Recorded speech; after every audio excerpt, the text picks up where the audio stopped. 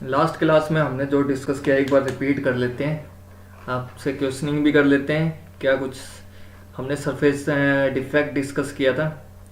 There are two types of face surface defect में, homophase और हेट्रोफेस। होमोफेस में मैंने बताया था होमोजीनियस फेस होता है। फेस का मतलब तो समझते हो या नहीं समझते? वैसे आएगी ये सब डेफिनेशन भी आएंगी टेक्निकली फेस वाले चैप्टर में। मतलब नेक्स्ट चैप्टर ये है, जैसे ही आपका ये डिफेक्ट वाला कंप्लीट होता है ना, उसके बाद हम फेस डायग्राम स्टार्ट कर देंगे। ठीक है, बेसिक्स वगैरह इसका फेस का।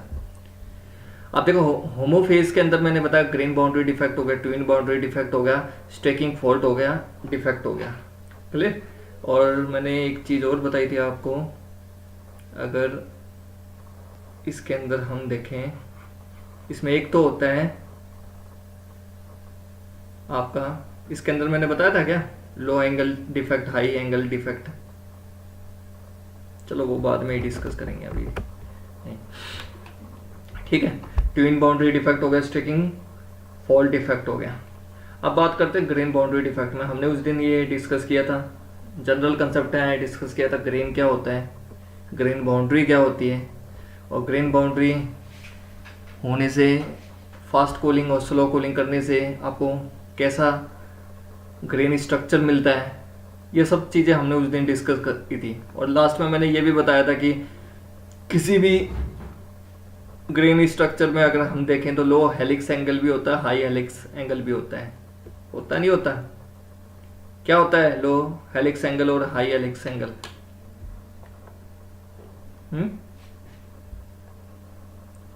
लो हेलिक्स एंगल और हाई हेलिक्स एंगल, बेसिकली मैंने उस दिन भी आपको समझाया था। हेलिक्स एंगल क्या रिप्रेजेंट करता है, इसमें एक ही स्ट्रक्चर के अंदर लो हेलिक्स एंगल भी प्रेजेंट होगा, हाई हेलिक्स एंगल भी प्रेजेंट होगा। मैंने ये बताया था आपको। बेसिकली हेलिक्स एंगल क्या रिप्रेजेंट कर रहा है, मिस मैचिंग कैसे हो रही है, ग्रेन्स के बीच में मिस मैचिंग कैसे हो रही है, कितने एंगल पे हो रही है। कहीं पे आप देखोगे हाई एंगल प्रेजेंट है, कहीं पे आप देखोगे लो एंगल प्रेजेंट है। समझ में आई बात? लो हेलिक्स एंगल और हाई हेलिक्स एंगल। ठीक है, ग्रेन्स की डेफिनेशन बताई थी मैंने। बताया था जब भी हम स्लो कूलिंग करेंगे आपको कैसा माइक्रोस्ट्रक्चर ऑब्टेन्ड होगा, उसकी सरफेस में कैसा माइक्रोस्ट्रक्चर ऑब्टेन्ड होगा, कोर्स ग्रेन स्ट्रक्चर आपको मिलेगा। ठीक है, जब भी हम फास्ट कूलिंग करेंगे तो फाइन ग्रेन्स मिलेंगे। ठीक है, coarse grain and fine grains. इतनी बात हमने डिस्कस की। उसके बाद मैंने आपको बताया था ग्रेन्स की डेफिनेशन वगैरह बताई थी आप लोगों को। और ग्रेन बाउंड्री क्या होती है वो मैंने बताया था, वो रीजन होता है जहाँ ग्रेन्स की आपस में मिस मैचिंग होती है, और उनको सेपरेट करने वाली बाउंड्री को हम क्या बोलते हैं, ग्रेन बाउंड्री बोलते हैं। ठीक है, फिर सिंगल क्रिस्टलाइन सॉलिड मटेरियल भी डिस्कस कर लिया था, पॉलीक्रिस्टलाइन सॉलिड मटेरियल भी बताया था मैंने क्या होता है। सिंगल क्रिस्टलाइन में क्या होता है, एक ही ग्रेन होगा, और पॉलीक्रिस्टलाइन ग्रेन में क्या होगा, पॉली मीन्स क्या होता है, मैनी, मल्टीपल, तो मल्टीपल ग्रेन्स प्रेजेंट होंगे इसमें। Is it clear? यहां तक समझ में आए सभी को? Yes sir. तो कौन मुझे ये बताएगा what do you mean by grain? Grain क्या होता है, कोई एक स्टूडेंट बता दो सिंपल सी लैंग्वेज में, आपको क्या समझ में आया ग्रेन होता क्या है? नॉट एटम ग्रेन्स, की colony. Grain. Yes please. Atoms की कॉलोनी होती है सर। एटम्स की कॉलोनीज होती है, ठीक है। तो मतलब समझ में आया ना आपको? ग्रेन्स का मतलब हम इस सेंस में कह सकते हैं, जैसे जो ग्रेन्स हो, जो ग्रेन होगा ना, एक ही ग्रेन होगा, एक ही टाइप का, मतलब एटम की कॉलोनी को हम क्या कहते हैं, ग्रेन बोलते हैं। इतनी बात समझ में आया? इसका मतलब क्या है, जहां एक टाइप के एटम हैं, एक ओरिएंटेशन पे एटम हैं, वो एक टाइप का ग्रेन हो गया। जहां एक टाइप दूसरे टाइप के एटम हैं, उनका अलग क्या हो रहा है, ओरिएंटेशन है अपनी कॉलोनी के अंदर, सभी एटम का अलग क्या है, ओरिएंटेशन है, वो दूसरा ग्रेन हो गया। समझ में आई बात या नहीं आई? इस मिसमैचिंग को ही तो सेपरेट करने वाली बाउंड्री को हम क्या बोलते हैं, ग्रेन बाउंड्री बोलते हैं। Is it clear? समझ में आई इतनी बात? ग्रेन का मतलब तो समझ गए ना आप? Yes sir. ठीक है, फिर आज करते हैं एक नया टॉपिक इसी के अंदर, डिसलोकेशन मूवमेंट।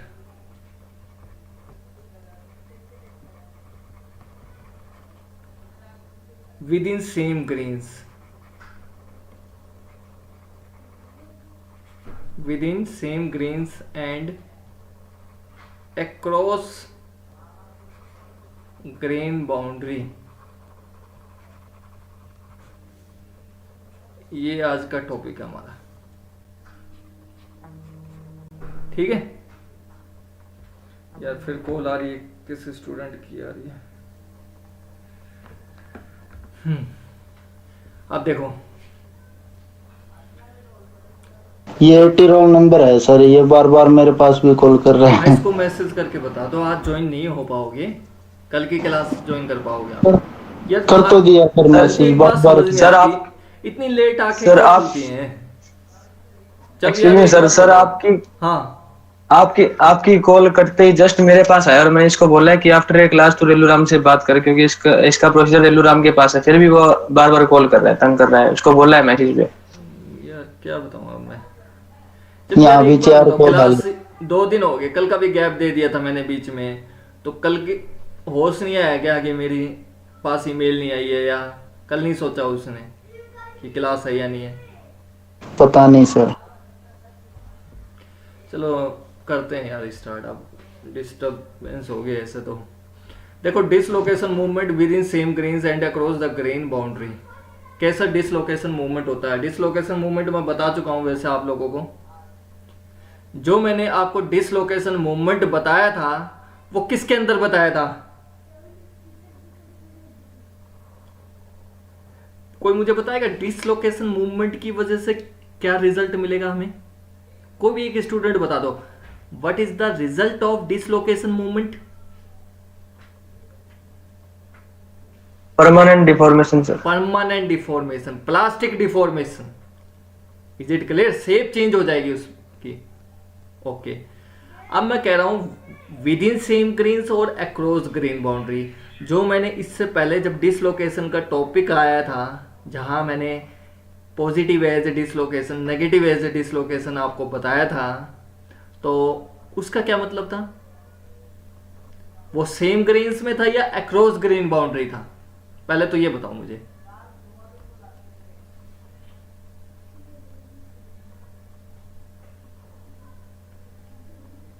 हम्म,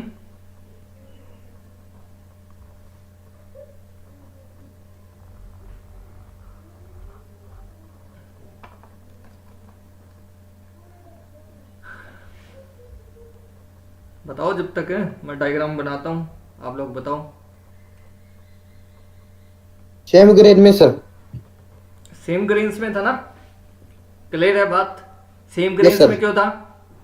लॉजिक क्या था इसका सेम ग्रेन्स में होने का? लॉजिक और बता दो, फिर थोड़ा मुझे ऐसा लगे आप लोगों को चीजें समझ में आने लगी हैं।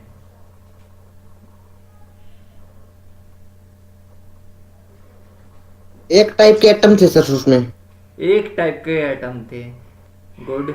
एक टाइप के एटम थे और उनका ओरिएंटेशन कैसा था?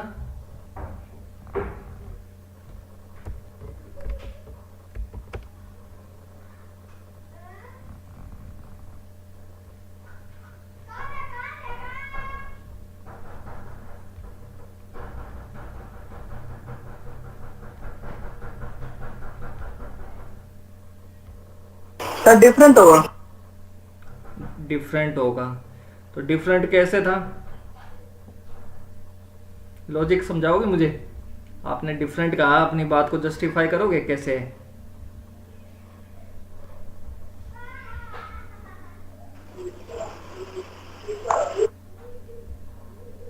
सर ये न्यूक्लियस फ्रंट की वजह से होगा। न्यूक्लियस फ्रंट की वजह से? लॉजिक नहीं समझ रहे क्या बता रहा हूं मैं। फिर कहते हो सर सब कुछ समझ में आ गया हमारे।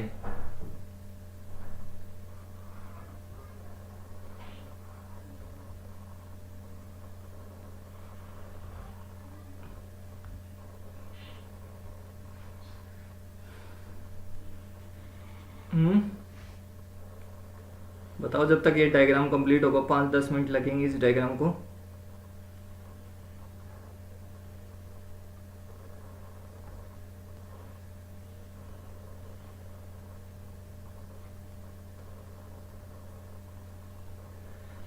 जो हमने क्रिस्टल स्ट्रक्चर बनाया था उसके अंदर एटम का कैसा था ओरिएंटेशन?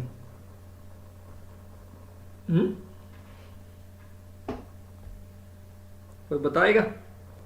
जब हमारा परफेक्ट क्रिस्टल स्ट्रक्चर बना था उस टाइम ओरिएंटेशन कैसा था?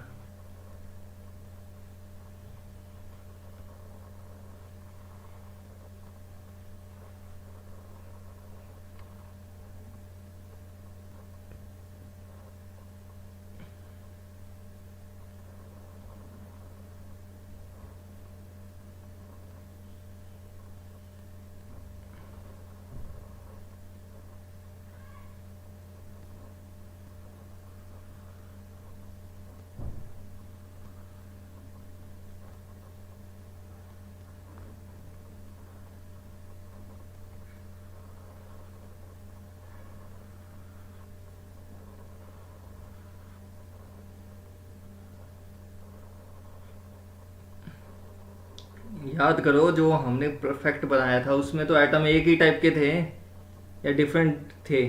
उनका ओरिएंटेशन भी एक ही था, परफेक्ट था, सिमेट्रिक था, तो आपने डिफरेंट कैसे बता दिया? सेम टाइप के थे, सेम टाइप के थे तो इसका मतलब वो सेम ग्रेन्स हुए, मतलब एक ही टाइप का ग्रेन हुआ, सिंगल क्रिस्टलाइन मटेरियल हुआ ना वो। यस और नो?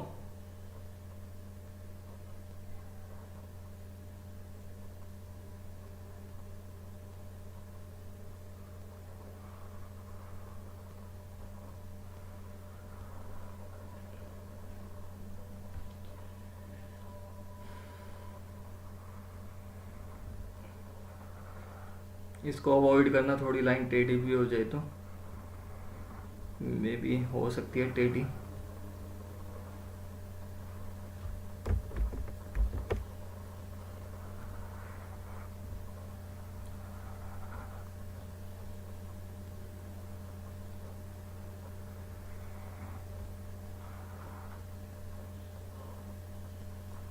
ठीक है, ये डायग्राम हमारा रेडी हो चुका है।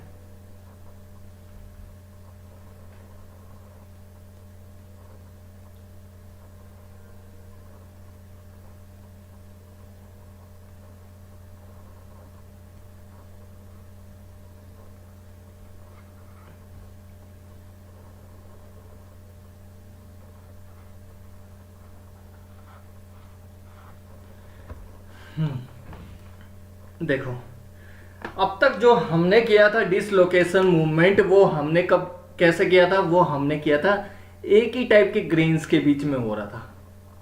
समझ में आया? क्योंकि एटम क्या था, एटम का ओरिएंटेशन क्या था? सेम ही तो था परफेक्ट क्रिस्टल के अंदर। उसके अंदर डिसलोकेशन आई है ना। परफेक्ट क्रिस्टल के अंदर तो क्या थे एटम? एक ही टाइप के एटम थे और उनका ओरिएंटेशन कैसा था? सेम ही तो था परफेक्ट क्रिस्टल के अंदर। उसी के अंदर तो डिसलोकेशन मूवमेंट आई थी। जैसे ही आपने बाहर से एक्सटर्नल फोर्स लगाया, किसी तरीके से उसके अंदर डिसलोकेशन आ गई, उसके बाद आपने एक्सटर्नल फोर्स लगाया तो डिसलोकेशन मूवमेंट होना स्टार्ट हो गया था। देखा था ना आप लोगों ने? ठीक है, अब देखो,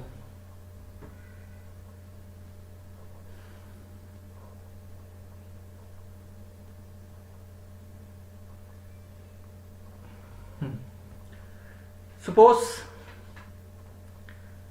जो ये मैंने ब्लू कलर में है ना, आसमानी कलर है ये, light blue, that is one type of green. Is it clear? देखो, इनका ओरिएंटेशन एक ही तरह का तो है। आपको नजर नहीं आ रहा है इनका ओरिएंटेशन क्या है एटम का? मान लो एक एटम ये है,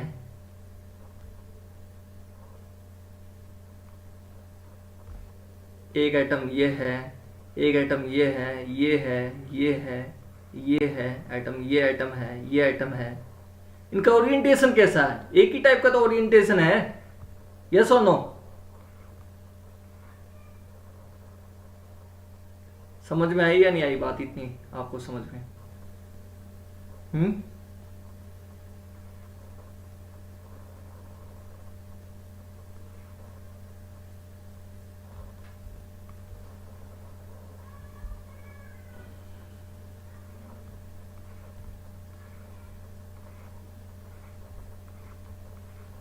जहाँ भी ये इंटरसेक्शन कर रहे हैं यहाँ सब, यहाँ क्या है आपका एटम प्रेजेंट है, ये एटम है, ये एटम है, ये एटम है। मैं सिर्फ 2 ही लाइन के अंदर बना रहा हूँ, बाकी में एटम नहीं बना रहा, आप समझ लेना ये एटम है, ठीक है। ये सारे एटम है जहाँ भी इंटरसेक्शन कर रही है। Is it clear? समझ गए बात? देखो ये क्या है, पहला टाइप का, ये जो है फर्स्ट टाइप का ग्रेन है। एक टाइप का ग्रेन है ये नहीं है, this is first grain, this is second grain. अगर इसका मैं स्ट्रक्चर बनाऊं जो हमने लास्ट क्लास में किया था, स्ट्रक्चर बनाऊं तो आपका कैसा बनेगा, यही तो था आपका।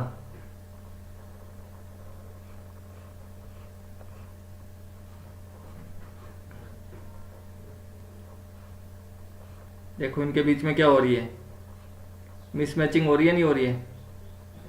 इनके बीच में मिसमैचिंग हो रही है नहीं हो रही है? आप देखना चाहो तो ये मिसमैचिंग नहीं हो रही है। This is one type of grain, this is second type of grain, yes और नो? और इनके बीच में क्या है, ये क्या है, ग्रेन बाउंड्री है। ये क्या है, ग्रेन बाउंड्री है। समझ गए बात? दो Yes, sir. मैंने मतलब एक ऐसा सिस्टम लिया है जिसके अंदर क्या है, जिसके अंदर क्या है, एक ग्रेन बाउंड्री है और 2 ग्रेन है। आप चाहो तो जैसे हमने पिछली बार जैसे लास्ट क्लास में किया था उसमें भी देख सकते हो, इसमें कितनी मल्टीपल ग्रेन्स लिए थे, मल्टीपल बाउंड्रीज थी। चाहो तो वैसे भी कर लो, लेकिन मैं सिर्फ आपको जो चीज़ मुझे समझानी है मैं सिर्फ 2 के बीच में ही समझा देता हूँ, बाकी वो बाकियों के लिए भी एप्लीकेबल होगा जहाँ ग्रेन बाउंड्री आएगी। Is it clear? क्योंकि डायग्राम बनाना फिर काफ़ी टाइम कंज्यूम होगा। समझ में आ गई ना बात? मतलब एक ग्रेन बाउंड्री में बता दूंगा, वो बाकियों के लिए भी एप्लीकेबल होगा। फिलहाल मैंने ऐसा लिया है सिस्टम। Is it clear?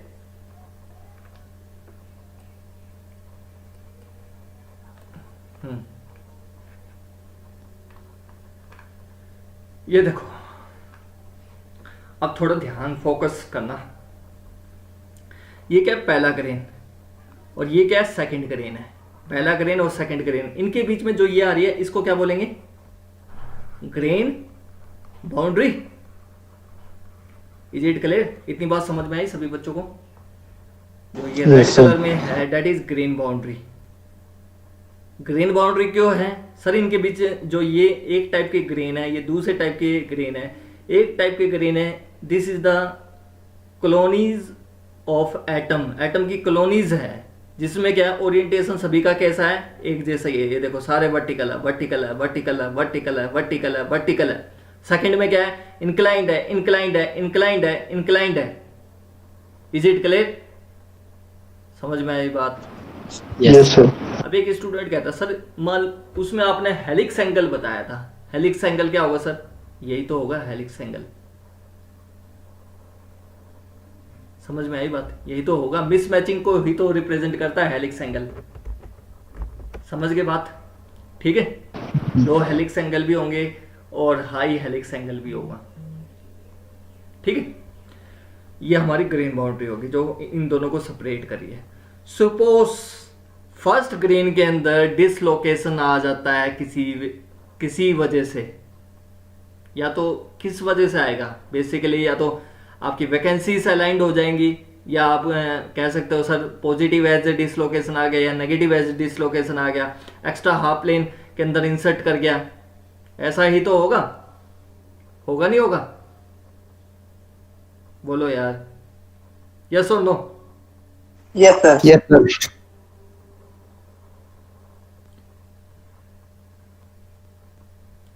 खाली कर दिया मैंने, डिसलोकेशन आ चुका है। सेकंड वाली लाइन है, ये जो लाइन है यहां क्या आ चुका है, डिसलोकेशन आ गया। यहां क्या आ गया, डिसलोकेशन आ गया, डिसलोकेशन आ गया है यहां। Is it clear? अब मुझे ये बताओ यहां डिसलोकेशन किस वजह से आया, समहाउ कैसे आ गया मुझे नहीं पता, वो मैं चीज आपको समझा चुका हूं, डिसलोकेशन कैसे आता है कैसे नहीं।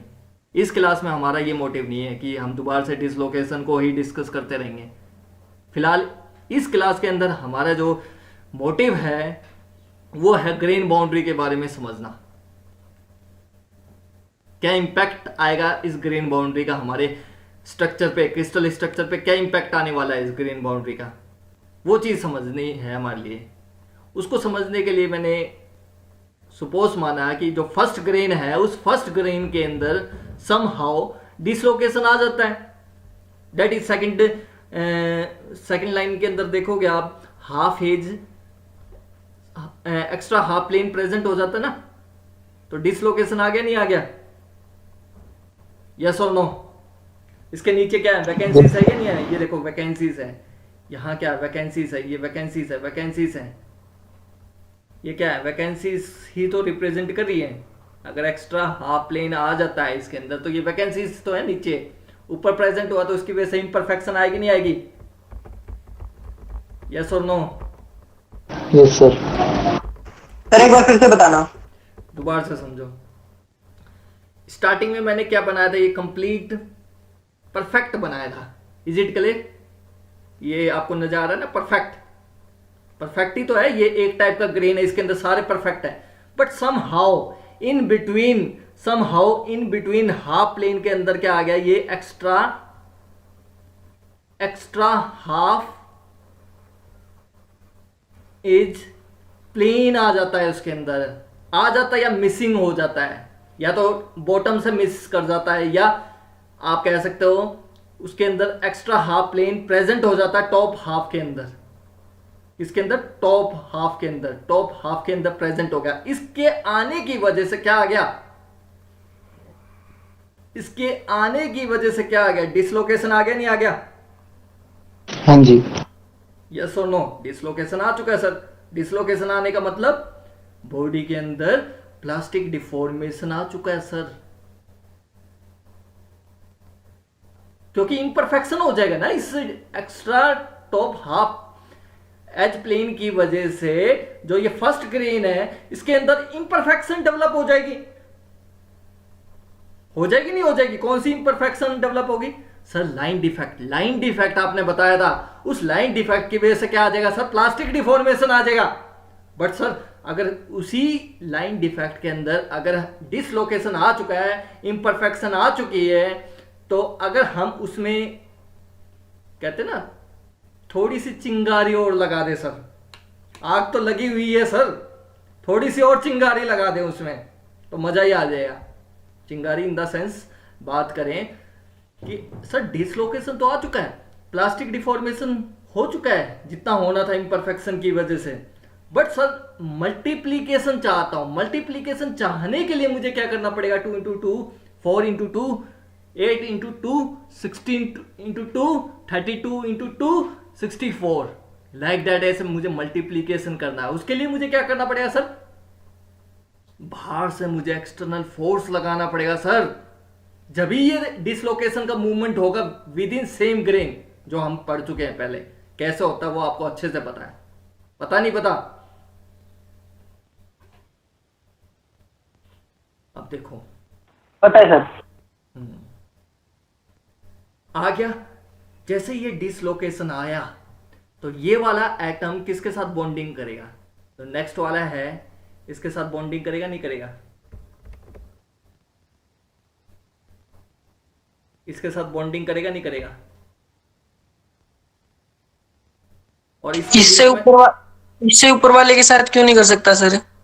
इसके साथ? किसके साथ?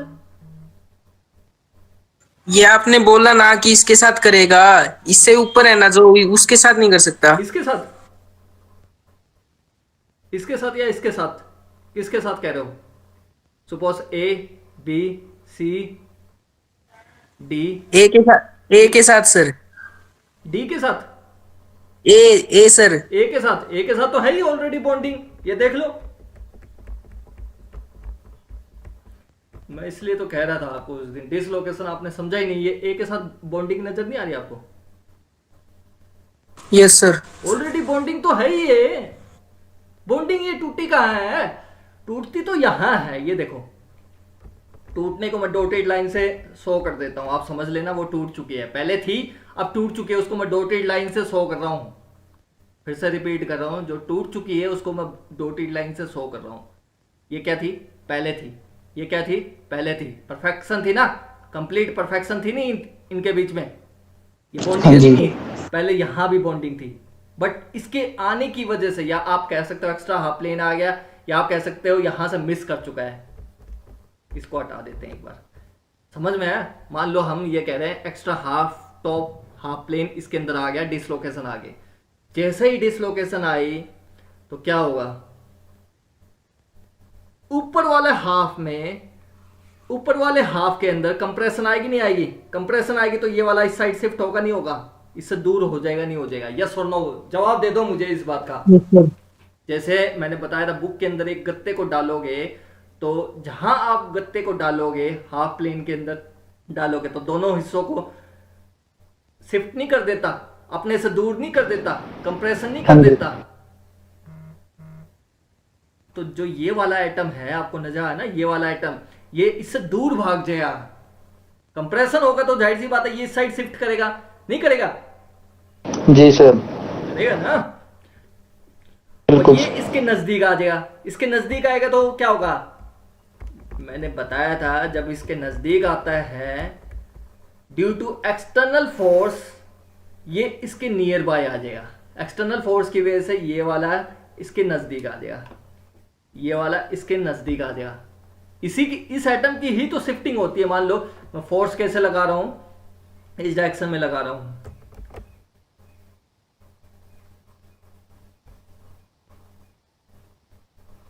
लाइक दैट, फोर्स इस डायरेक्शन में लगा रहा हूं, तो इसकी वजह से ये एटम इसके नजदीक आ जाएगा नहीं आ जाएगा? ये वाला एटम इसके नियर बाय आएगा नहीं आएगा? ये एटम इसके पास आ गया तो जाहिर सी बात समझो, जब दो एटम आपस में नजदीक आते हैं और एक एटम अनस्टेबल है, जो ये डिसलोकेशन एटम है ना, आपको नजर आ रहा है ये डिसलोकेशन एटम है, आप देखोगे तो समझो इसका कैसे प्लेन बनेगा, इसका ऐसे ही तो प्लेन बनेगा सर, लाइक दैट। ये तो मैंने फ्रंट में दिखा रखा आपको, इसके पीछे जाओगे तो ये स्ट्रक्चर पूरा क्रिस्टल स्ट्रक्चर ऐसे ही तो बनेगा।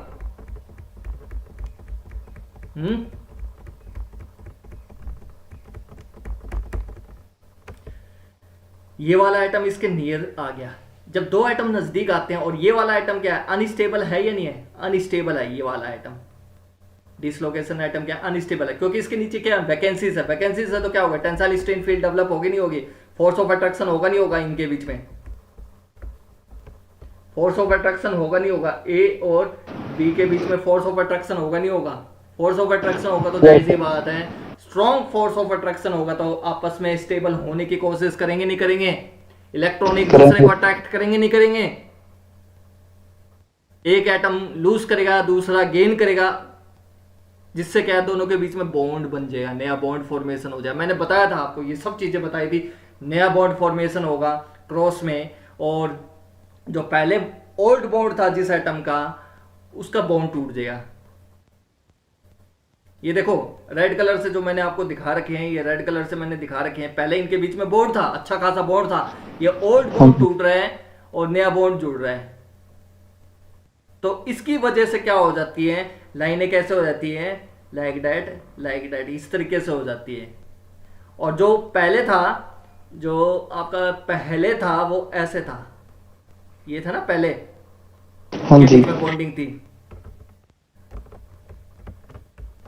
यहां से यहां डिसलोकेशन शिफ्टिंग होगी, डिसलोकेशन, ये एक्स्ट्रा हाफ प्लेन बन गया, पहले ये फुल था अब ये हाफ हो गया, यहां से यहां आ गई, फिर यहां से नेक्स्ट आएगी, फिर यहां से नेक्स्ट आएगी, फिर यहां से नेक्स्ट आएगी, फिर यहां से नेक्स्ट आएगी।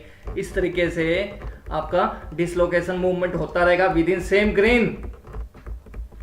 इतनी बात समझ में आई या नहीं आई? बताओ। हाँ जी। डिसलोकेशन सबको समझ में आ रहा है या नहीं आ रहा है? जी सर। बाकी बच्चों की आवाज नहीं आ रही, सबको आ रहा है ना समझ में? Yes sir. सर बहुत स्लो पढ़ा रहा हूं मैं, बहुत ज्यादा स्लो। देखो अब जाहिर सी बात है, ये कंप्लीट लाइन बन जाएगी नहीं बन जाएगी? यहां से पहले यहां डिसलोकेशन था, लेकिन अब ये डिसलोकेशन नहीं है, इम्परफेक्शन आ जाएगी ऐसे। लेकिन अब इस वाले प्लेन के नीचे यहां से यहां डिसलोकेशन शिफ्ट हो गया, प्लास्टिक डिफॉर्मेशन हुआ, ये वाला क्या हो गया, प्लेन हाफ हो गया, इसके नीचे वैकेंसीज हो गई। अब ये इसके नीचे आ चुका है ना, थोड़ा सा टेढ़ा होके, समझ रहे हो ना बात, ये इसकी ओर ही तो शिफ्ट करेगा टेंसाइल स्ट्रेन फील्ड की वजह से, ये वाला आइटम इसकी ओर शिफ्ट नहीं करेगा। अभी तो स्ट्रेट दिख रहा है, ये थोड़ा सा टेढ़ा हो जाएगा और ये थोड़ा ऐसे हो जाएगा, इसके नीचे कुछ नहीं रहेगा। फिर नेक्स्ट टाइम ये क्या है, यही वाला आइटम, ये वाला आइटम अब इसके साथ बॉन्डिंग कर लिया, तो ये कैसे चलेगा, इसके साथ ऐसे ही तो चलेगा, लाइक दैट, ऐसे चलेगा। अब ये क्या हो गया, डिसलोकेशन इसमें आ गई, फिर उसके बाद इसमें आ जाएगी, समझ रहे हो ना बात। हाँ जी। अब इनके बीच में नया बॉन्ड फॉर्मेशन हो गया और यहाँ डिसलोकेशन आ गई, अब कहाँ आ चुकी है, यहाँ आ चुकी है।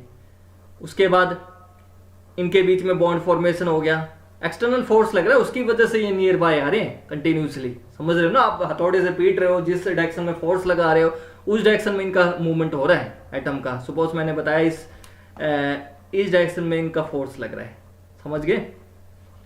अब यहां आ गया, फाइनली यहां आ गया, समझ में आई इतनी बात। अब डिसलोकेशन लाइन कहां बन गई है, यही तो बनेगी आपकी डिसलोकेशन लाइन।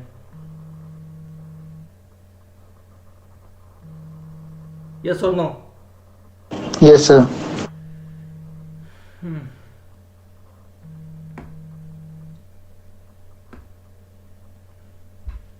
ठीक है, मतलब लास्ट लाइन के अंदर आ चुका है डिसलोकेशन, और we can say just before grain boundary dislocation आपका आ चुका है, और we can say extra half edge plane कहां प्रेजेंट हो गया, जस्ट बिफोर ग्रेन बाउंड्री। समझ में आई इतनी बात, सेम ग्रेन के अंदर डिसलोकेशन कैसे होता है वो बात आपको समझ में आ गई या नहीं आ गई है, और डिसलोकेशन मूवमेंट कैसे हो रहा है विद इन सेम ग्रेन वो समझ में आ गई या नहीं आ गई आपको बात?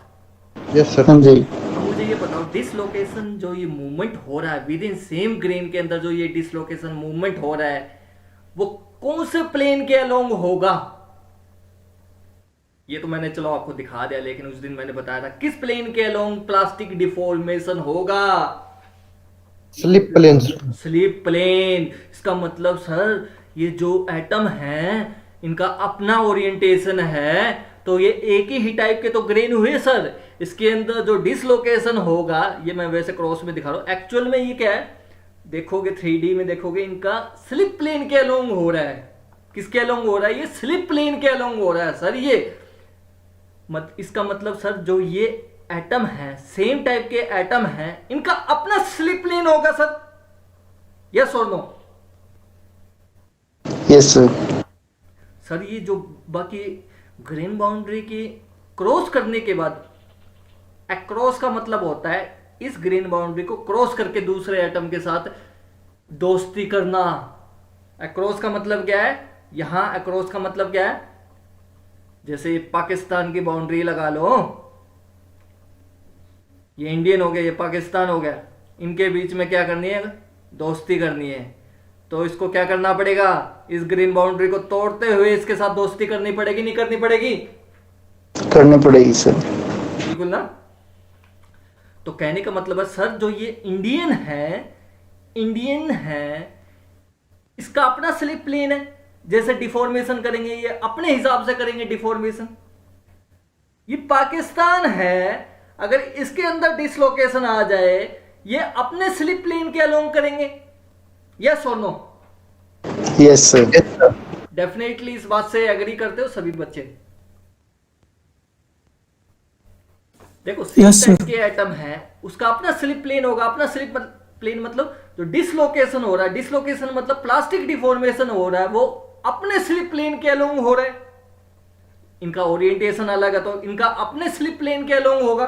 जाहिर सी बात समझो यार, एक टाइप का प्लेन है, मतलब कैसे होना, मतलब हाफ, जैसे आप लोगों ने देखा था ग्रुप ऑफ एटम हो गया, हाफ प्लेन दूसरे साइड शिफ्ट कर गया, हाफ प्लेन दूसरे साइड शिफ्ट कर गया, वही तो स्लिप प्लेन होता है, वही तो डिसलोकेशन हो रहा है।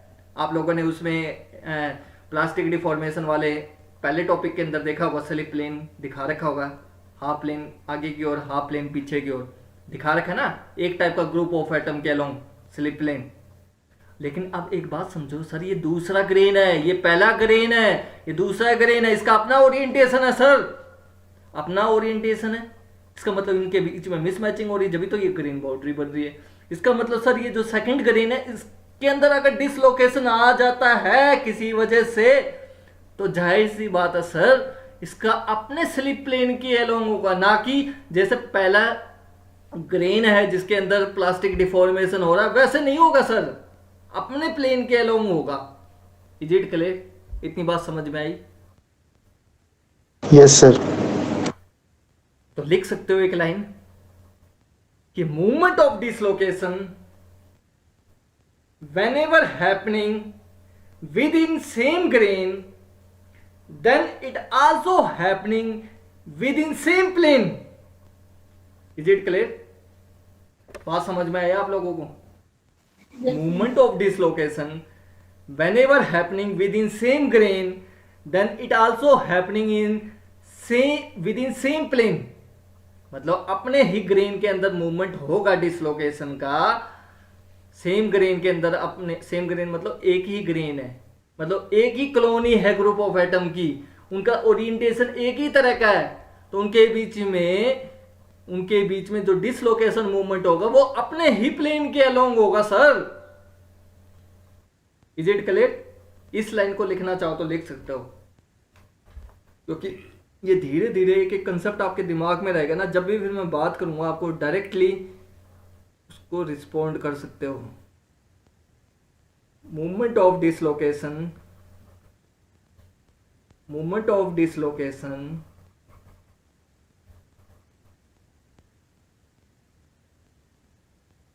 whenever happening within same type of grain,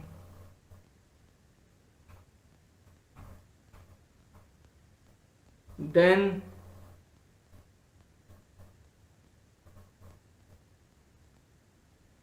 happening,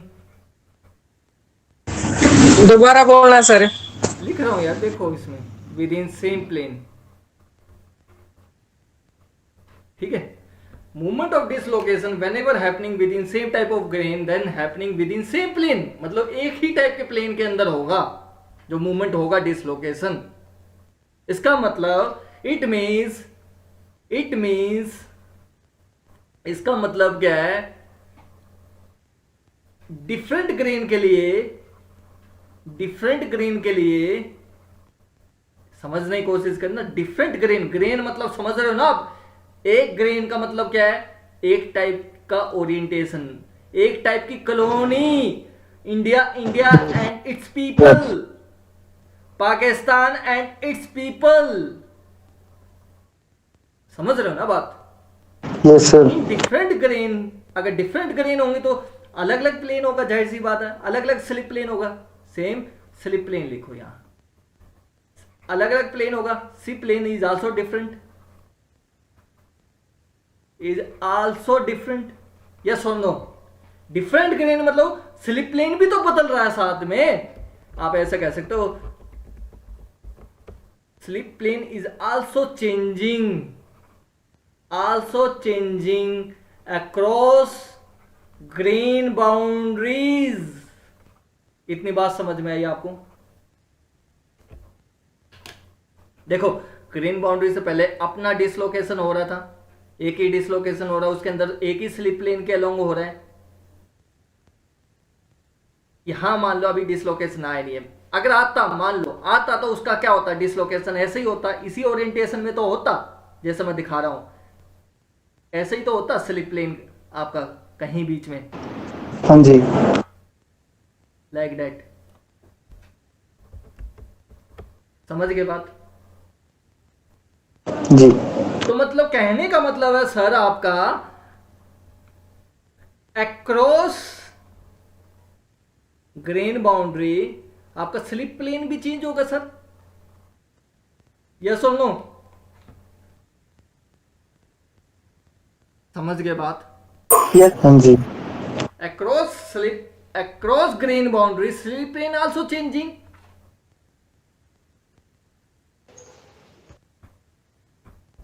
Is it clear? अब मुझे ध्यान से बताना, बहुत इंपॉर्टेंट आ गया। अब मुझे ये बताओ, जैसे ये ग्रीन बाउंड्री से पहले जो एटम है ये लास्ट डिसलोकेशन है, ये लास्ट डिसलोकेशन है, इसके बाद इस लैटिस से इसको निकलना पड़ेगा अगर फोर्स लगाऊंगा मैं, यस और नो?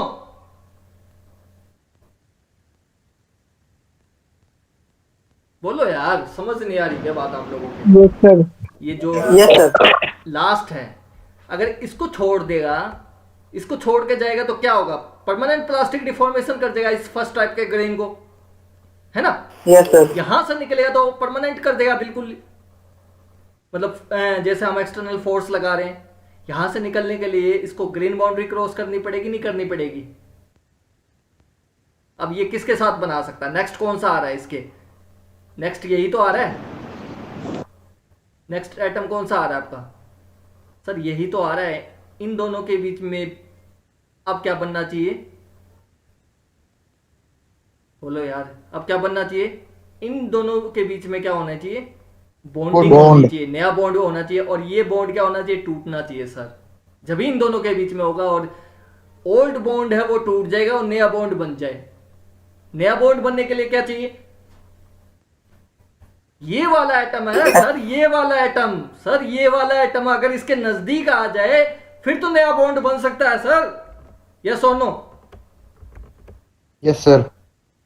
अब सवाल आता है सर, इंडिया और पाकिस्तान के बीच में जो ये बाउंड्री है, इस बाउंड्री को क्रॉस करके इंडिया वाला पाकिस्तान है यहां जाता है, मिलने जाता है, नया बॉन्ड बनाने जाता है, नया रिलेशन स्टेब्लिश करने जाता है, तो इस बाउंड्री को तो क्रॉस करना पड़ेगा। और इस बाउंड्री को क्रॉस करने के लिए सर जमीन आसमान करना पड़ेगा, क्योंकि छोटी मोटी बाउंड्री नहीं है सर ये, समझ रहे हो ना? मतलब बाउंड्री को क्रॉस करना तो बहुत बड़ी चीज है। इस बाउंड्री को कैसे क्रॉस करेगा? पहले तो आसानी से सेम ग्रेन्स में फोर्स लगाने पे आसानी से मूवमेंट हो रहा था और डिसलोकेशन मूवमेंट आसानी से हो रहा था, लेकिन अब across the grain boundary dislocation movement कैसे होगा सर? क्या होना चाहिए? इस ग्रीन बाउंड्री को कैसे तोड़ सकता है? तोड़ेगा जब भी तो ये एटम इसके नजदीक आएगा। नजदीक आएगा तो इनके बीच में क्या होगा? दोनों अनस्टेबल हो जाएंगे। अनस्टेबल होंगे तो क्या होगा? इनके बीच में फोर्स ऑफ अट्रैक्शन होगा। फोर्स ऑफ अट्रैक्शन होगा तो क्या होगा? इलेक्ट्रॉन शेयरिंग होगी, एक दूसरे को सेटिस्फाई करेंगे, स्टेबिलिटी आ जाएगी इन दोनों में और नया बॉन्ड क्रिएट हो गया। यस और नो? इतनी बात समझ आई या नहीं आया आप लोगों को? Yes sir. तो इस ग्रीन बाउंड्री को कैसे क्रॉस करें सर? सवाल फिर भी अभी आपका पूरा नहीं हुआ सर। इस ग्रीन बाउंड्री को कैसे करें सर क्रॉस? इंडिया पाकिस्तान के बीच में जो ये ग्रीन बाउंड्री है, इस बाउंड्री को क्रॉस कैसे करें जिससे ये वाला एटम है, इंडियन वाला एटम है, नजदीक आ जाए पाकिस्तान वाले एटम के और इनके बीच में बॉन्ड बन जाए। समझ गए बात? Yes sir. या सिंपल सा समझो यार, जैसे मान लो अभी पीछे शोएब मलिक था और अपने इंडियन गर्ल सानिया मिर्जा थी ना, उनके बीच में नया बॉन्ड स्टैब्लिश करने के लिए both bonding together just like married होने के लिए, तो उस बाउंड्री को क्रॉस करने के लिए कितनी बड़ी रुकावटें आई थी। दोनों ओर से एक दूसरे के विरोध हो गए थे, नहीं हो गए थे? तो छोटी मोटी बाउंड्री थोड़ी है ये, ऐसे ही समझो ये ग्रीन बाउंड्री है। देखो एनालॉजी की फॉर्म में बता रहा हूँ जिससे आपको फील होए कि ये ग्रीन बाउंड्री कैसा काम कर रही है। एज अ बैरियर का काम कर रही है ना, रोकने का काम नहीं कर रही है ये ग्रीन बाउंड्री। अगर इसको क्रॉस करना है तो सर हमें जो पहले फोर्स लगा रहे थे उस फोर्स का मैग्नीट्यूड बढ़ाना पड़ेगा सर, जाहिर सी बात है। यस और नो? Yes sir. सारे बच्चों को समझ में नहीं आ रहा, मुझे ऐसा लग रहा है, रिस्पॉन्ड नहीं आ रहा इतना। बाकी बच्चों को आ रहा समझ में? ज्यादा फोर्स लगाने पड़ेगा। Yes sir. इस ग्रीन बाउंड्री को Yes, sir. देखो एक ग्रेन के अंदर तो कोई दिक्कत ही नहीं थी, जो कांस्टेंट मैग्नीट्यूड का फोर्स लगा रहे हो आप उससे काम चल रहा था, डिसलोकेशन मूवमेंट हो रहा था। लेकिन जैसे ही ग्रीन बाउंड्री आई, ग्रीन बाउंड्री क्यों आई है? इनकी मिसमैचिंग की वजह से आई है। ग्रीन बाउंड्री के आने की वजह से क्या होगी? रुकावट होगी। जितना पहले फोर्स लगा रहे थे उस फोर्स की वजह से ये एटम इसके नजदीक नहीं जा पा रहा था। सिंपल सी बात ये समझो, पहले जो फोर्स लग रहा था ये वाला एटम इस वाले एटम के नजदीक नहीं जा पा रहा था। नजदीक नहीं जा पा रहा तो इनके बीच में नया बॉन्ड कैसे स्टेब्लिश होगा? नया बॉन्ड कैसे फॉर्मेशन होगा? नया बॉन्ड फॉर्मेशन होने के लिए, हालांकि ये अनस्टेबल है, हालांकि ये एटम है, डिसलोकेशन एटम है, ये अनस्टेबल है क्योंकि नीचे वैकेंसीज हैं इसके, क्योंकि हाफ एक्स्ट्रा प्लेन है ना, ये नीचे वैकेंसी अनस्टेबल है। तो जाहिर सी बात है ये इस साइड जाने की कोशिश करे, लेकिन उस फोर्स से बात नहीं बन रही है कि ये इसको क्रॉस कर जाए। That force is not so much sufficient to cross that boundary. तो हमें क्या चाहिए? Sufficient amount of external force चाहिए, नहीं चाहिए, और we can say sufficient amount of external energy चाहिए, नहीं चाहिए। जो हम एक्सटर्नल एनर्जी सप्लाई कर रहे हैं वो हमें बढ़ानी नहीं पड़ेगी। बढ़ाएंगे जब ही तो ये एटम इस ग्रीन बाउंड्री को तोड़ के आगे निकलेगा और इसके नजदीक आ पाएगा। यस और नो? Yes yes sir. अभी आई समझ में सबको बात या नहीं? Yes sir. सर। ठीक है।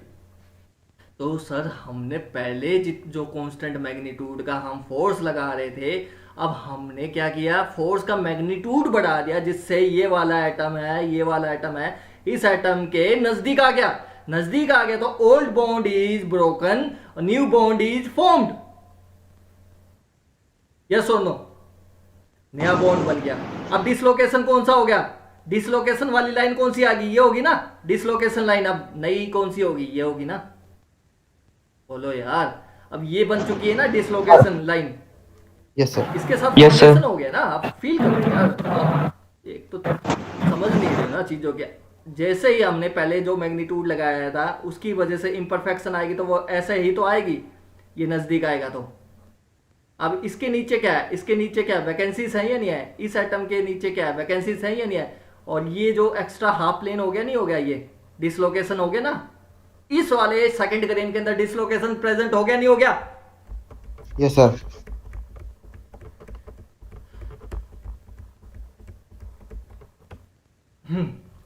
अब यहां डिसलोकेशन आ चुका है। अब फोर्स लगाओगे, एक्सटर्नल फोर्स हमारा फिर भी कंटिन्यूटी है, कंटिन्यूटी है तो जाहिर सी बात, अब ये क्या करेगा?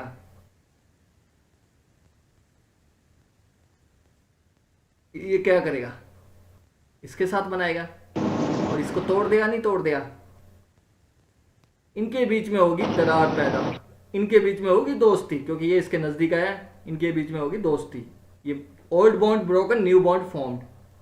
अब कौन सा हो गया? डिसलोकेशन लाइन ये हो गया, यहां से यहां शिफ्ट हो गया, फिर यहां से यहां होगा, फिर यहां से यहां होगा, यहां से यहां होगा, फाइनली यहां आ गया, यहां से ये निकल जाएगा, तो ये परमानेंट डिफॉर्मेशन आ गया। अब मुझे ये बताओ, जो सेकंड ग्रेन के अंदर डिसलोकेशन आ गया है due to high magnitude apply किया है for crossing the dislocation atom of one grain into second grain को करने के लिए हमें हाई मैग्नीट्यूड का फोर्स लगाना पड़ा।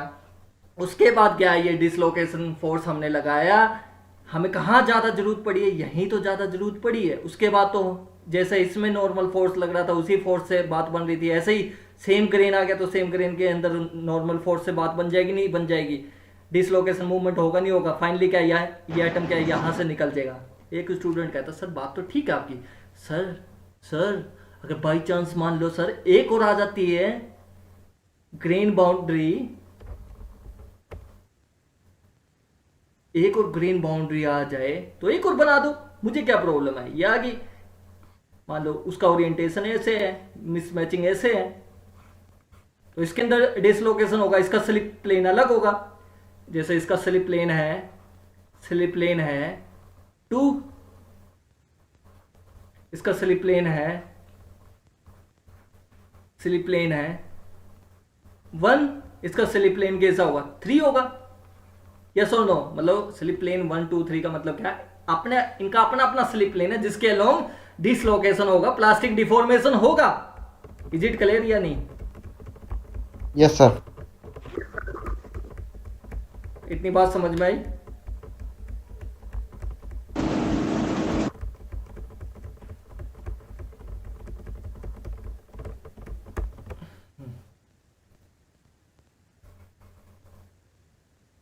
ठीक है, ये मैंने 3 के लिए भी बता दिया, 4 के लिए भी बताना हो तो वैसे ही आप कर लोगे। आपको बस ग्रीन बाउंड्री के यहाँ समझ में आना चाहिए था। ग्रीन बाउंड्री वाले डिसलोकेशन आइटम को अगर आपको मूव करवाना है तो आपको क्या चाहिए, एक चीज और लिख लो, लिखना चाहते हो एक चीज, अगर सेम प्लेन के अलोंग जो डिसलोकेशन मूवमेंट हो रहा है उसको क्या बोलोगे, स्लिप मूवमेंट भी बोल सकते हो। क्या बोल सकते हो, स्लिप मूवमेंट भी बोल सकते हो। जो ये हो रहा है ना अपने ही प्लेन के अंदर हो रहा है ना, अपने स्लिप प्लेन के अलोंग जो डिसलोकेशन मूवमेंट हो रहा है उसको हम स्लिप मूवमेंट भी बोल सकते हैं। ठीक है। जब ये वाला आइटम यहां मूव करेगा, मतलब ग्रीन बाउंड्री को क्रॉस करेगा, तो उस मूवमेंट को आप क्या बोलोगे,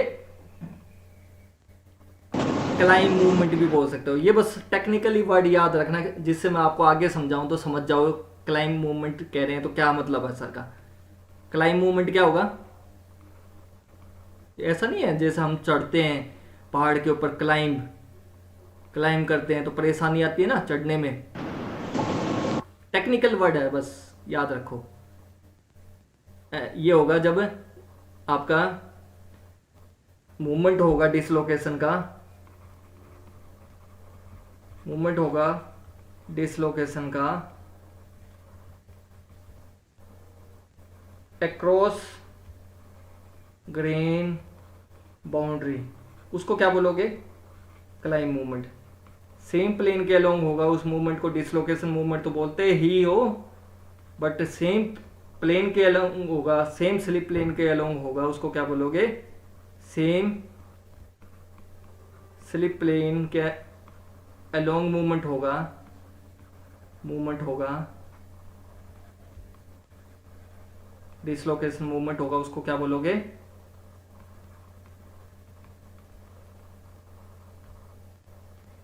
सेम ग्रेन के अंदर उसको स्लिप मूवमेंट बोलोगे। समझ में आ गया, स्लिप मूवमेंट बोलूं तो क्या मतलब है, एक ही ग्रेन के अंदर जो डिसलोकेशन मूवमेंट हो रहा है। अगर क्लाइंब मूवमेंट बोलूं तो ये वाला आइटम यहां शिफ्टिंग हो रहा है, तो यहां शिफ्ट, क्लाइंब मूवमेंट के लिए आपको क्या चाहिए, क्लाइंब मूवमेंट के लिए क्या चाहिए, आपको एक्स्ट्रा एनर्जी चाहिए नहीं चाहिए इसको शिफ्ट करने के लिए। क्लाइंब मूवमेंट ना भी याद रखो, कोई फर्क नहीं है। जब भी ग्रीन बाउंड्री को क्रॉस करना है, डिसलोकेशन मूवमेंट करवाना है ग्रीन बाउंड्री के अक्रॉस, तो क्या होगा, आपको एनर्जी ज्यादा चाहिए नहीं चाहिए, यस और नो।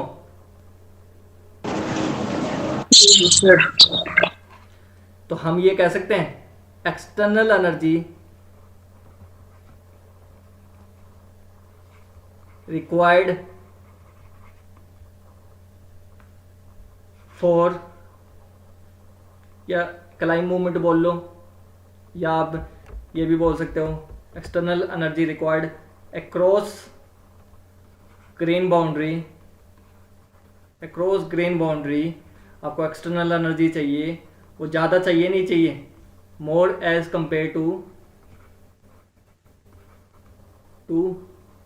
जो एक्सटर्नल एनर्जी आपको चाहिए विद इन सेम ग्रीन के अंदर। आपको क्या बताया मैंने, सेम ग्रेन के अंदर अगर आपको चाहिए एक्सटर्नल एनर्जी तो किस में ज़्यादा चाहिए, अक्रॉस ग्रीन बाउंड्री तो चाहिए आपको, इसको क्रॉस करने के लिए, इस ग्रीन बाउंड्री को तोड़ने के लिए आपको एक्स्ट्रा एनर्जी चाहिए नहीं चाहिए, मतलब डिसलोकेशन मूवमेंट करने के लिए एक्स्ट्रा एनर्जी चाहिए नहीं चाहिए। अब मेरा क्वेश्चन ध्यान से समझना, जो ये डिसलोकेशन मूवमेंट है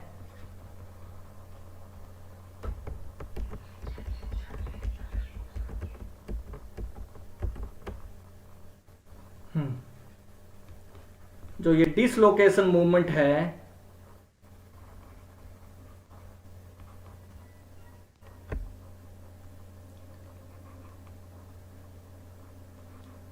ईजियर है, तो प्लास्टिक डिफॉर्मेशन क्या होगा आपका,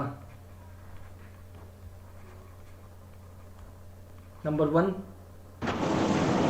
ऑप्शन दे रहा हूं आपको, ईजियर होगा या हार्डर होगा।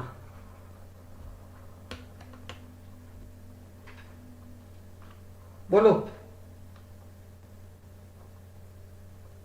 अब तक मैंने ये पूछा ही नहीं है किसके अंदर हो रहा है, मैंने सिर्फ ये कहा कि डिसलोकेशन मूवमेंट आसानी से हो रहा है तो मैंने पूछा कि प्लास्टिक डिफॉर्मेशन के 2 ऑप्शन दे दिए कि प्लास्टिक डिफॉर्मेशन आसानी से होगा या हार्डर से होगा। फिर मैं आसानी से होगा, ये गलत है, हार्डर नहीं होगा। जब डिसलोकेशन मूवमेंट आसानी से हो रहा है तो प्लास्टिक डिफॉर्मेशन भी तो आसानी से होगा। डिसलोकेशन मूवमेंट क्या होता है? इम्परफेक्शन कंटिन्यूसली चेंज होना। ये कल तो बताया डिसलोकेशन का मतलब क्या, प्लास्टिक डिफॉर्मेशन। डिसलोकेशन मूवमेंट मतलब क्या, प्लास्टिकली डिफॉर्म्ड हो रहा है, कंटिन्यूसली चेंज हो रहा है। जब वो डिसलोकेशन वाली लाइन है, एक्स्ट्रा हाफ प्लेन है, वो जब क्रिस्टल लैटिस से निकल जाए तो एक नई, बिल्कुल ही नई शेप ले लिया। और हालांकि एक बार डिसलोकेशन आ गया उसमें भी तो नई शेप ले रहे हैं, उसमें कम डिफॉर्म्ड होता है। जब डिसलोकेशन वाला हाफ प्लेन है, एक्स्ट्रा हाफ प्लेन है, जब वो उस क्रिस्टल लैटिस से ही बाहर निकल जाएगा तो जब तो बिल्कुल ही नई शेप ले लेगा। इम्परफेक्शन का मतलब क्या है? प्लास्टिक डिफॉर्मेशन ही तो है इम्परफेक्शन का मतलब। डिसलोकेशन के आने की वजह से ही तो प्लास्टिक डिफॉर्मेशन आ रहा है। डिसलोकेशन कंटिन्यूसली चेंज हो रहा है, मतलब एक्सटर्नल लोड की वजह से। तो डिसलोकेशन की वजह से मल्टीप्लीकेशन नहीं हो रहा, मल्टीप्लीकेशन हो रहा है डिसलोकेशन। और प्लास्टिक डिफॉर्मेशन भी तो मल्टीप्लीकेशन हो रहा है, पहले कम था अब बहुत ज्यादा शेप चेंज हो चुकी है। क्या समझ में आया? क्या पढ़ रहे हो यार? इससे बढ़िया तो रट्टा मार लो। नहीं पढ़ा तो यार क्या फायदा जब तुम्हें समझ ही नहीं आ रही इतनी बातें। एक बीड़ी दे रहा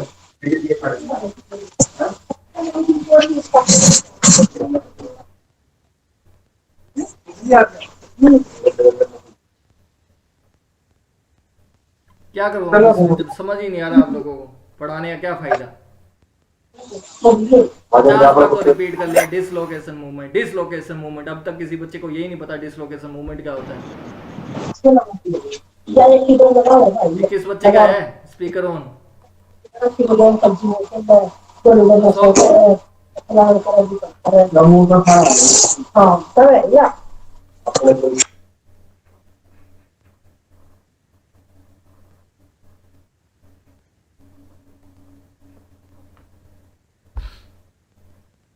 क्या बताऊं अभी इसमें, आपको यही नहीं पता अभी तक, आपको डिसलोकेशन मूवमेंट ही नहीं समझ में आया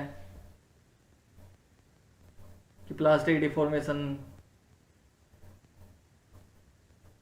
आज इसका मैं प्रैक्टिकल वो बताता कि आपको समझ में आता, तो जब आपको डिसलोकेशन मूवमेंट ही नहीं समझ में आ रहा तो क्या करूँगा अब आगे।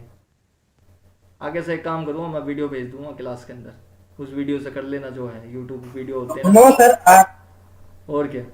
अब तुम्हें समझना वही चीज है, तुम्हें तो वैसे ही सिलेबस कंप्लीट करना, तो कल हो जाएगा सिलेबस है, उसको पढ़ते रहना आराम से, हो जाएगा क्लियर कभी भी। जब मैंने इतनी बार रिपीट कर दिया, कल की क्लास में पूरा डिसलोकेशन मूवमेंट बताया, स्टार्टिंग की क्लास में, परसों वाली क्लास में मैंने पूरे डिसलोकेशन मूवमेंट बताया, उसके बाद भी ये हालात है तुम्हारे कि डिसलोकेशन मूवमेंट ही नहीं पता। पर डिसलोकेशन मूवमेंट है क्या? जब बोल रहा हूँ मैं प्लास्टिक डिफॉर्मेशन है, डिसलोकेशन मूवमेंट का ही मतलब तो प्लास्टिक डिफॉर्मेशन होता है। अगर डिसलोकेशन मूवमेंट आसान होगा तो प्लास्टिक डिफॉर्मेशन भी तो आसान होगा। इसमें क्या नई चीज पूछ ली मैंने? यही तो पूछा है डिसलोकेशन, ये जो डिसलोकेशन मूवमेंट हो रहा है इससे क्या हो रहा है? इम्परफेक्शन नहीं तो आया, पहले एक ये डिसलोकेशन वाली लाइन आई, एक्स्ट्रा हाफ प्लेन की लाइन आई, उससे क्या हुआ? डिस इम्परफेक्शन आ गई नहीं आ गई? ये देखो ये ऐसे चेंज हो गया, ऊपर वाला पोर्शन क्या हो गया? लाइक दैट, ऐसे।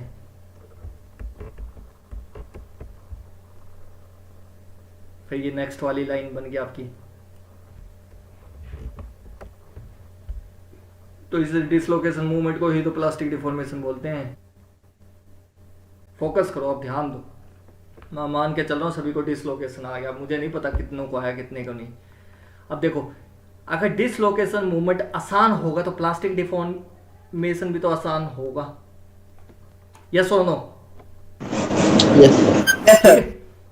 अब ध्यान देना, अगर सर डिसलोकेशन मूवमेंट आसान है तो प्लास्टिक डिफॉर्मेशन भी आसान होगा। अगर विद इन सेम ग्रेन के अंदर डिसलोकेशन मूवमेंट हो रहा है sir, with in same grain के अंदर डिसलोकेशन मूवमेंट हो रहा है,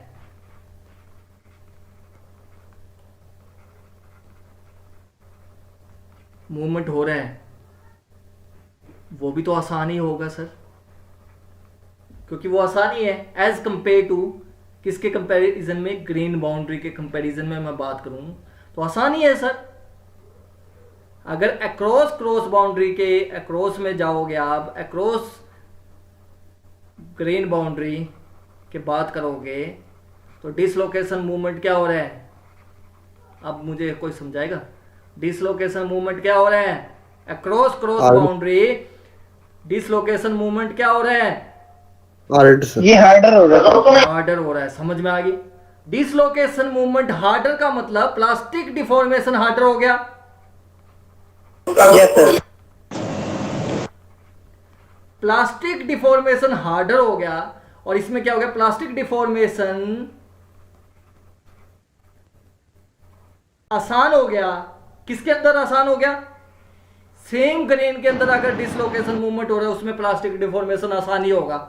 आसानी मतलब with respect to across grain boundary के कंपैरिजन में मैं बात करूं, एक ही टाइप के ग्रेन के अंदर अगर डिसलोकेशन मूवमेंट हो रहा है तो उसके अंदर प्लास्टिक डिफॉर्मेशन भी तो आसानी से होगा sir, with respect to across cross boundary के।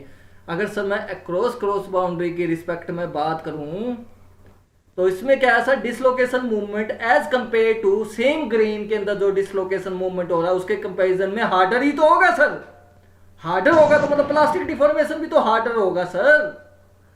प्लास्टिक डिफॉर्मेशन हार्डर होगा तो इसका मतलब क्या समझे आप? अक्रॉस क्रॉस बाउंड्री जब हम जाएंगे तो डिसलोकेशन मूवमेंट हमारा बहुत मुश्किल से होगा। मुश्किल से होगा मतलब ज्यादा एनर्जी चाहिए आपको, तो इसका मतलब क्या हुआ? कोई बताएगा? सर स्ट्रेंथ ज्यादा होगी। बहुत बढ़िया, एक्सीलेंट, स्ट्रेंथ बढ़ जाएगी यार। समझो यार इस बात को, strength increases across grain boundary. यार बताओ, इतना एक्सीलेंट जवाब दिया है। समझ गए बात? अब आगे से कोई भी आपसे पूछ लेना सर किसी भी क्रिस्टल लैटिस के अंदर ग्रेन बाउंड्री है तो सर वहां स्ट्रेंथ ज्यादा होगी मटेरियल की। देखो समझो, अगर प्लास्टिक डिफॉर्मेशन आसानी से हो रहा है, मतलब आसानी से होना, प्लास्टिक डिफॉर्मेशन क्या मतलब होता है? प्लास्टिक डिफॉर्मेशन का आसानी से होने का मतलब बाहर से आप एक्सटर्नल फोर्स लगा रहे हो, हथौड़े से पीट रहे हो, हैमरिंग कर रहे हो, उस हैमरिंग की वजह से क्या हो रहा है? प्लास्टिक डिफॉर्मेशन हो रही है। एक्सटर्नल फोर्स की वजह से क्या हो रहा है? प्लास्टिक डिफॉर्मेशन हो रही है। अगर स्ट्रेंथ कम होगी तो आसानी से उसकी शेप बदल जाएगी। अगर स्ट्रेंथ ज्यादा होगी, इम्यूनिटी ज्यादा होगी, तो उस बॉडी के अंदर चेंज आने ही नहीं देगा आसानी से। उसको चेंज लाने के लिए हमें बाहर से बहुत ज्यादा एक्सटर्नल एनर्जी सप्लाई करनी पड़ेगी, बहुत ज्यादा एक्सटर्नली वर्क डन करना पड़ेगा। यस और नो? तो इसका मतलब स्ट्रेंथ बढ़ गई। Yes. जैसे मान लो हमारी बॉडी है कि इम्यूनिटी इतनी अच्छी नहीं है, मतलब हमारी बॉडी की इम्यूनिटी अच्छी नहीं है, तो कोविड है, बाहर से कोविड ही तो एक्सटर्नल फोर्स जो हमारी बॉडी के अंदर आसानी से आ जाएगा और हमें डैमेज कर देगा। कोविड वायरस आसानी से आ जाएगा ना, डैमेज कर देगा। अगर हमारी इम्यूनिटी अच्छी नहीं है, मतलब इम्यूनिटी अच्छी नहीं है मतलब स्ट्रेंथ अच्छी नहीं है। Is it clear? ऐसे ही मटेरियल के अगर स्ट्रेंथ अच्छी होगी, स्ट्रेंथ ज्यादा होगी as compare to within same grains, तो क्या होगा हमारा? प्लास्टिक डिफॉर्मेशन भी तो मुश्किल होगा। अगर स्ट्रेंथ ज्यादा है, मतलब स्ट्रेंथ ज्यादा का मतलब क्या होता है? What do you mean by strength? Strength क्या होती है? एक बियरिंग कैपेबिलिटी है किसी बॉडी की। बाहर से किसी बॉडी के ऊपर एक्सटर्नल फोर्स लगाओ, वो बॉडी कितना रेजिस्ट करती है अपने आप को चेंज होने से। That is the strength of a body और मटेरियल। तो आप इस कंसेप्ट को याद रखोगे दिमाग में। Yes sir. Across cross boundary, जब भी अक्रॉस क्रॉस बाउंड्री के जाओगे तो स्ट्रेंथ अच्छी होगी, ज्यादा होगी स्ट्रेंथ ग्रेन बाउंड्री के से। जब भी डिसलोकेशन मूवमेंट होगा, जब भी plastic deformation across grain boundary होगा तो आपकी स्ट्रेंथ अच्छी होगी। अब मैं पूछूं, सिंगल क्रिस्टलाइन मटेरियल और पॉलीक्रिस्टलाइन मटेरियल में किसकी ज्यादा स्ट्रेंथ है? पॉलीक्रिस्टलाइन में sir. Single crystalline solid material और पॉली क्रिस्टलाइन सॉलिड मटेरियल, इन दोनों में से किसकी ज्यादा स्ट्रेंथ होगी? Poly crystalline. सर देखो कितने n number of multiple grains है, within same grains strength कम है। अक्रॉस जितनी ज्यादा ग्रेन बाउंड्री होंगी उतनी ज्यादा स्ट्रेंथ बढ़ जाएगी। यस और नो? इसके अंदर ग्रेन बाउंड्री है ही नहीं, तो इसकी स्ट्रेंथ कम होगी या नहीं होगी? पॉलीक्रिस्टलाइन मटेरियल की स्ट्रेंथ ज्यादा होगी या नहीं होगी? मतलब as the grain boundaries increases strength also increases. समझ गए इतनी बात?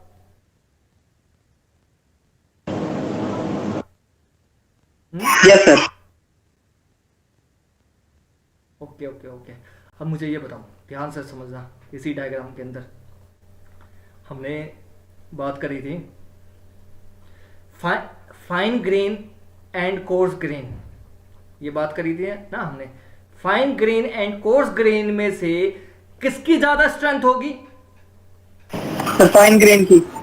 एक्सीलेंट एक्सीलेंट, मतलब आपको क्लियर हो चुके हैं, क्योंकि इसमें फाइन ग्रेन के अंदर क्या है, जो ग्रेन बाउंड्री है वो इंक्रीज कर रही है।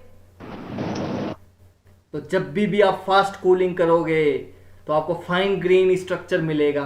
आप लोगों ने WT के अंदर पढ़े थे ना, रोलिंग वगैरह कर रहे थे, तो आप कह रहे थे सर रोलिंग करने के बाद कैसे ग्रेन्स मिल गए, कोर्स ग्रेन मिल गए, पढ़ी थी ना आपने? या फाइन ग्रेन्स मिल गए। सर रोलिंग से पहले कैसे थे ग्रेन्स? कोर्स ग्रेन थे। रोलिंग के बाद कैसे ग्रेन हो गए? फाइन ग्रेन्स हो गए। फाइन ग्रेन्स हो गए मतलब सर स्ट्रेंथ बढ़ चुकी है पहले से ज्यादा। कर रहे थे ना हम, रोलिंग करने के बाद वायर बनाई हमने, वायर ड्राइंग हो गया। वायर ड्राइंग पढ़ी है ना आप लोगों ने WT के अंदर, वर्कशॉप टेक्नोलॉजी के अंदर। समझ रहे हो ना बात? तो इस पॉइंट को लिख लो। Due to above reason it can be concluded that, या तो यहीं लिख दूं आप कहते हो तो, ये लिखवाने पड़ रहे हैं मुझे, नहीं तो डिक्टेट करने ही जरूरत थी मुझे। ड्यू टू अबव रीजन, जो ऊपर वाले रीजन है उसकी वजह से हम क्या कह सकते हैं, जो फाइन ग्रेन्स हैं स्ट्रेंथ है वो ज्यादा होगी कोर्स ग्रेन की स्ट्रेंथ से।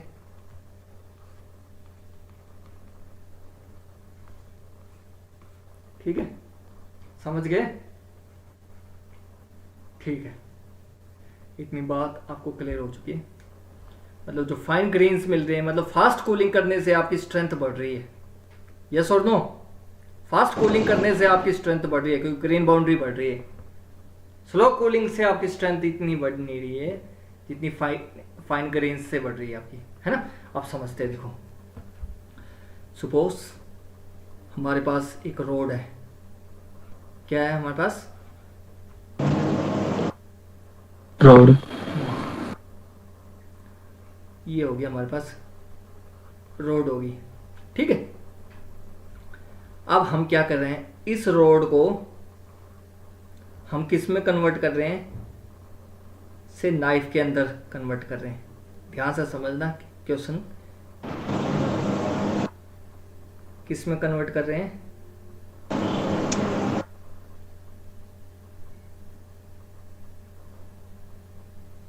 नाइफ में।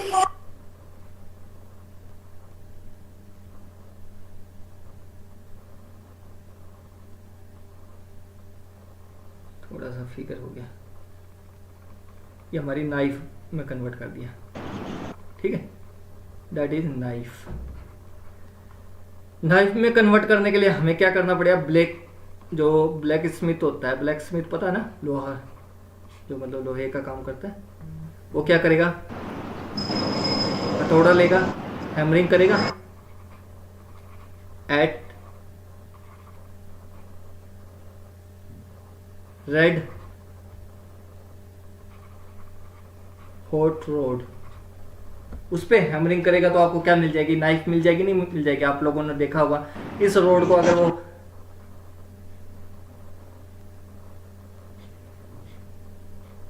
ये हैमर है हो गया, हैमर करेगा इसको, साथ में क्या कर लेगा, हीटिंग भी कर दिया। इस रोड को क्या करेगा, वो गर्म कर लेता है। गर्म करने के बाद उसको हथौड़े से, जब बिल्कुल लाल हो जाता है, ये जो रोड है बिल्कुल लाल हो जाती है, उसके बाद वो हैमरिंग करता है। हैमरिंग करके वो नई शेप में आसानी से कन्वर्ट कर देता है। यस और नो? Yes sir. हाँ, नाइफ में हो गया कन्वर्ट। Yes, sir. ठीक है, ठीक है। अब इस नाइफ को वो क्या करता है,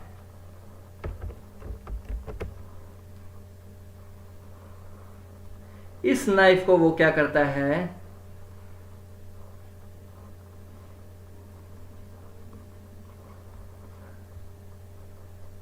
कोल्ड वाटर में डाल देता है।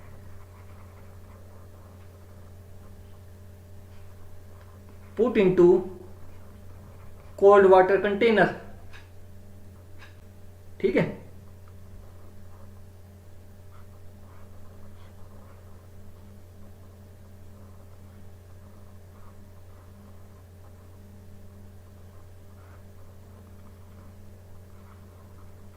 कोल्ड वाटर में डाल देता है।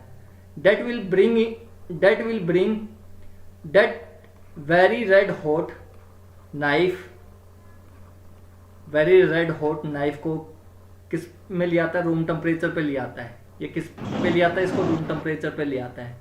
क्योंकि एकदम से मतलब कोई बिल्कुल ही जिसका हाई टेम्परेचर है उसको एकदम से आप उसके अंदर पानी के अंदर डालोगे और फिर पानी में से निकाल लोगे तो उसका टेम्परेचर कितना हो गया नाइफ का, ऑलमोस्ट रूम टेम्परेचर पे आ गया।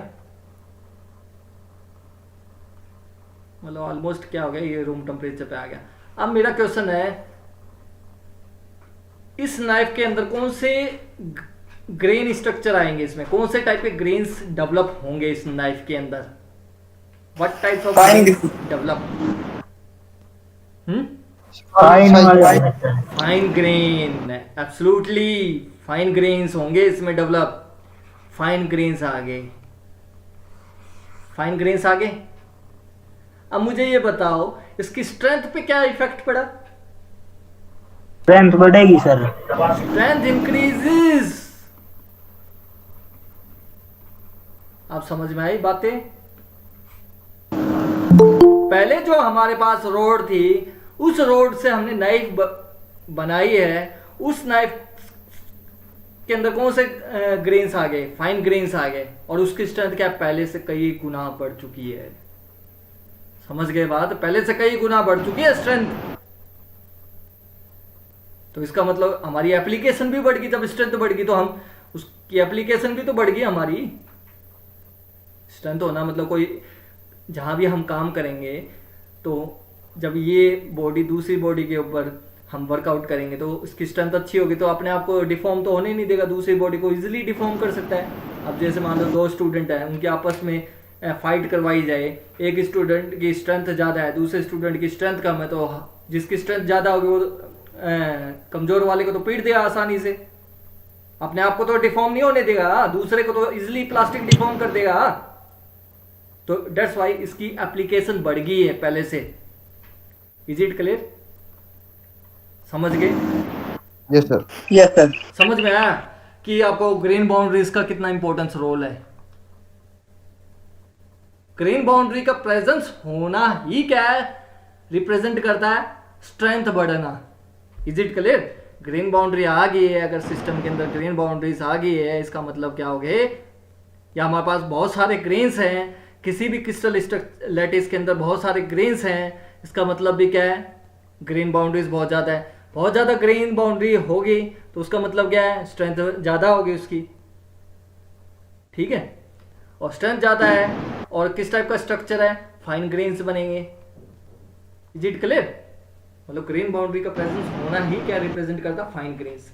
अब ये बातें आपको क्या दिमाग में रखनी है, तो ये मैंने पॉइंट्स लिखवाए, इन पॉइंट्सों को आप दिमाग में रट्टा मार लो, जिससे आगे हम जब पढ़ें आने वाले टॉपिक में, जब फेज डायग्राम के अंदर जाएं, वहां कुछ अगर मैं बताता हूं फाइन ग्रेन्स डेवलप हो चुके हैं, कोर्स ग्रेन डेवलप हो चुके हैं, आपको समझनी पड़ेंगी ये बातें कि फाइन ग्रेन्स आने से क्या हो चुका है, उसके अंदर उस क्रिस्टल स्ट्रक्चर के अंदर क्या हो चुका है, उस माइक्रो स्ट्रक्चर के अंदर क्या चेंजेस आ गए हैं। Is it clear? ठीक है? Yes sir. अब मुझे एक चीज और बताओ, ये किसका फोन आ गया?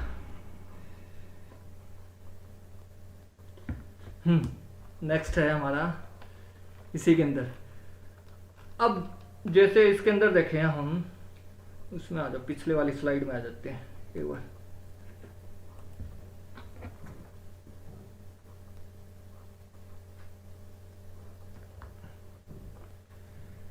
एक हो गया आपका सिंगल क्रिस्टलाइन हो गया, दूसरा हो गया poly crystalline material.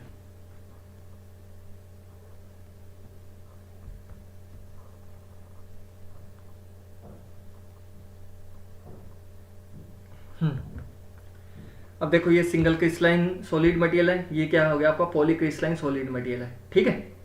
Single crystalline solid material और पॉली क्रिस्टलाइन सॉलिड मटेरियल। अब आपको इन दोनों के बीच में डिफ्रेंशिएट करना हो तो आप बता सकते हो पॉली क्रिस्टलाइन सॉलिड मटेरियल क्या है, कि स्ट्रेंथ ज़्यादा है as compare to single crystalline solid material. अब आप ये भी बता सकते हो किसके अंदर कौन से ग्रेन्स डेवलप होंगे, बता सकते हो ना। पॉली क्रिस्टलाइन सॉलिड मटेरियल के अंदर स्ट्रेंथ क्यों ज़्यादा हो रही है, इसके अंदर फाइन ग्रेन्स डेवलप हो रहे हैं, इसके अंदर फाइन ग्रेन्स हो रहे हैं, इसके अंदर कोर्स हो रहे हैं। Is it clear? समझ गए ना? Yes sir. अब देखो दूसरी चीज़ इसमें समझते हैं। जब हमारे पॉलीक्रिस्टलाइन सॉलिड मटेरियल के अंदर जब हमारी ग्रेन बाउंड्रीज आ चुकी हैं, ग्रेन बाउंड्रीज बढ़ने का मतलब स्ट्रेंथ बढ़ चुकी है, एक चेंजेस तो हमने ये देख लिया। दूसरी चीज़, अगर हम इसके अंदर ग्रेन बाउंड्रीज के अंदर अगर हम ये चीज़ें चेकआउट करें, जैसे ये मान लो, आप मुझे ये बताओ, जैसे अक्रॉस द ग्रेन बाउंड्री हम जा रहे हैं तो एटम क्या है, दूर दूर हैं या नज़दीक हैं? विद इन सेम ग्रेन नज़दीक है या अक्रॉस ग्रेन बाउंड्री एटम दूर है? सर अक्रॉस ग्रेन बाउंड्री दूर है। एटम अक्रॉस ग्रेन बाउंड्री दूर है तो ज़्यादा एनर्जी चाहिए आपको। Is it clear? तो ज़्यादा एनर्जी चाहिए, और वी कैन से अगर सेम ग्रेन है तो एटम ऑलरेडी नज़दीक है और इसमें ज़्यादा एनर्जी चाहिए, और हम कह सकते हैं अक्रॉस ग्रेन बाउंड्री, जब हम अक्रॉस ग्रेन बाउंड्री जाएंगे, अक्रॉस ग्रेन बाउंड्री हम जब जाएंगे तो एटम क्या होंगे हमारे,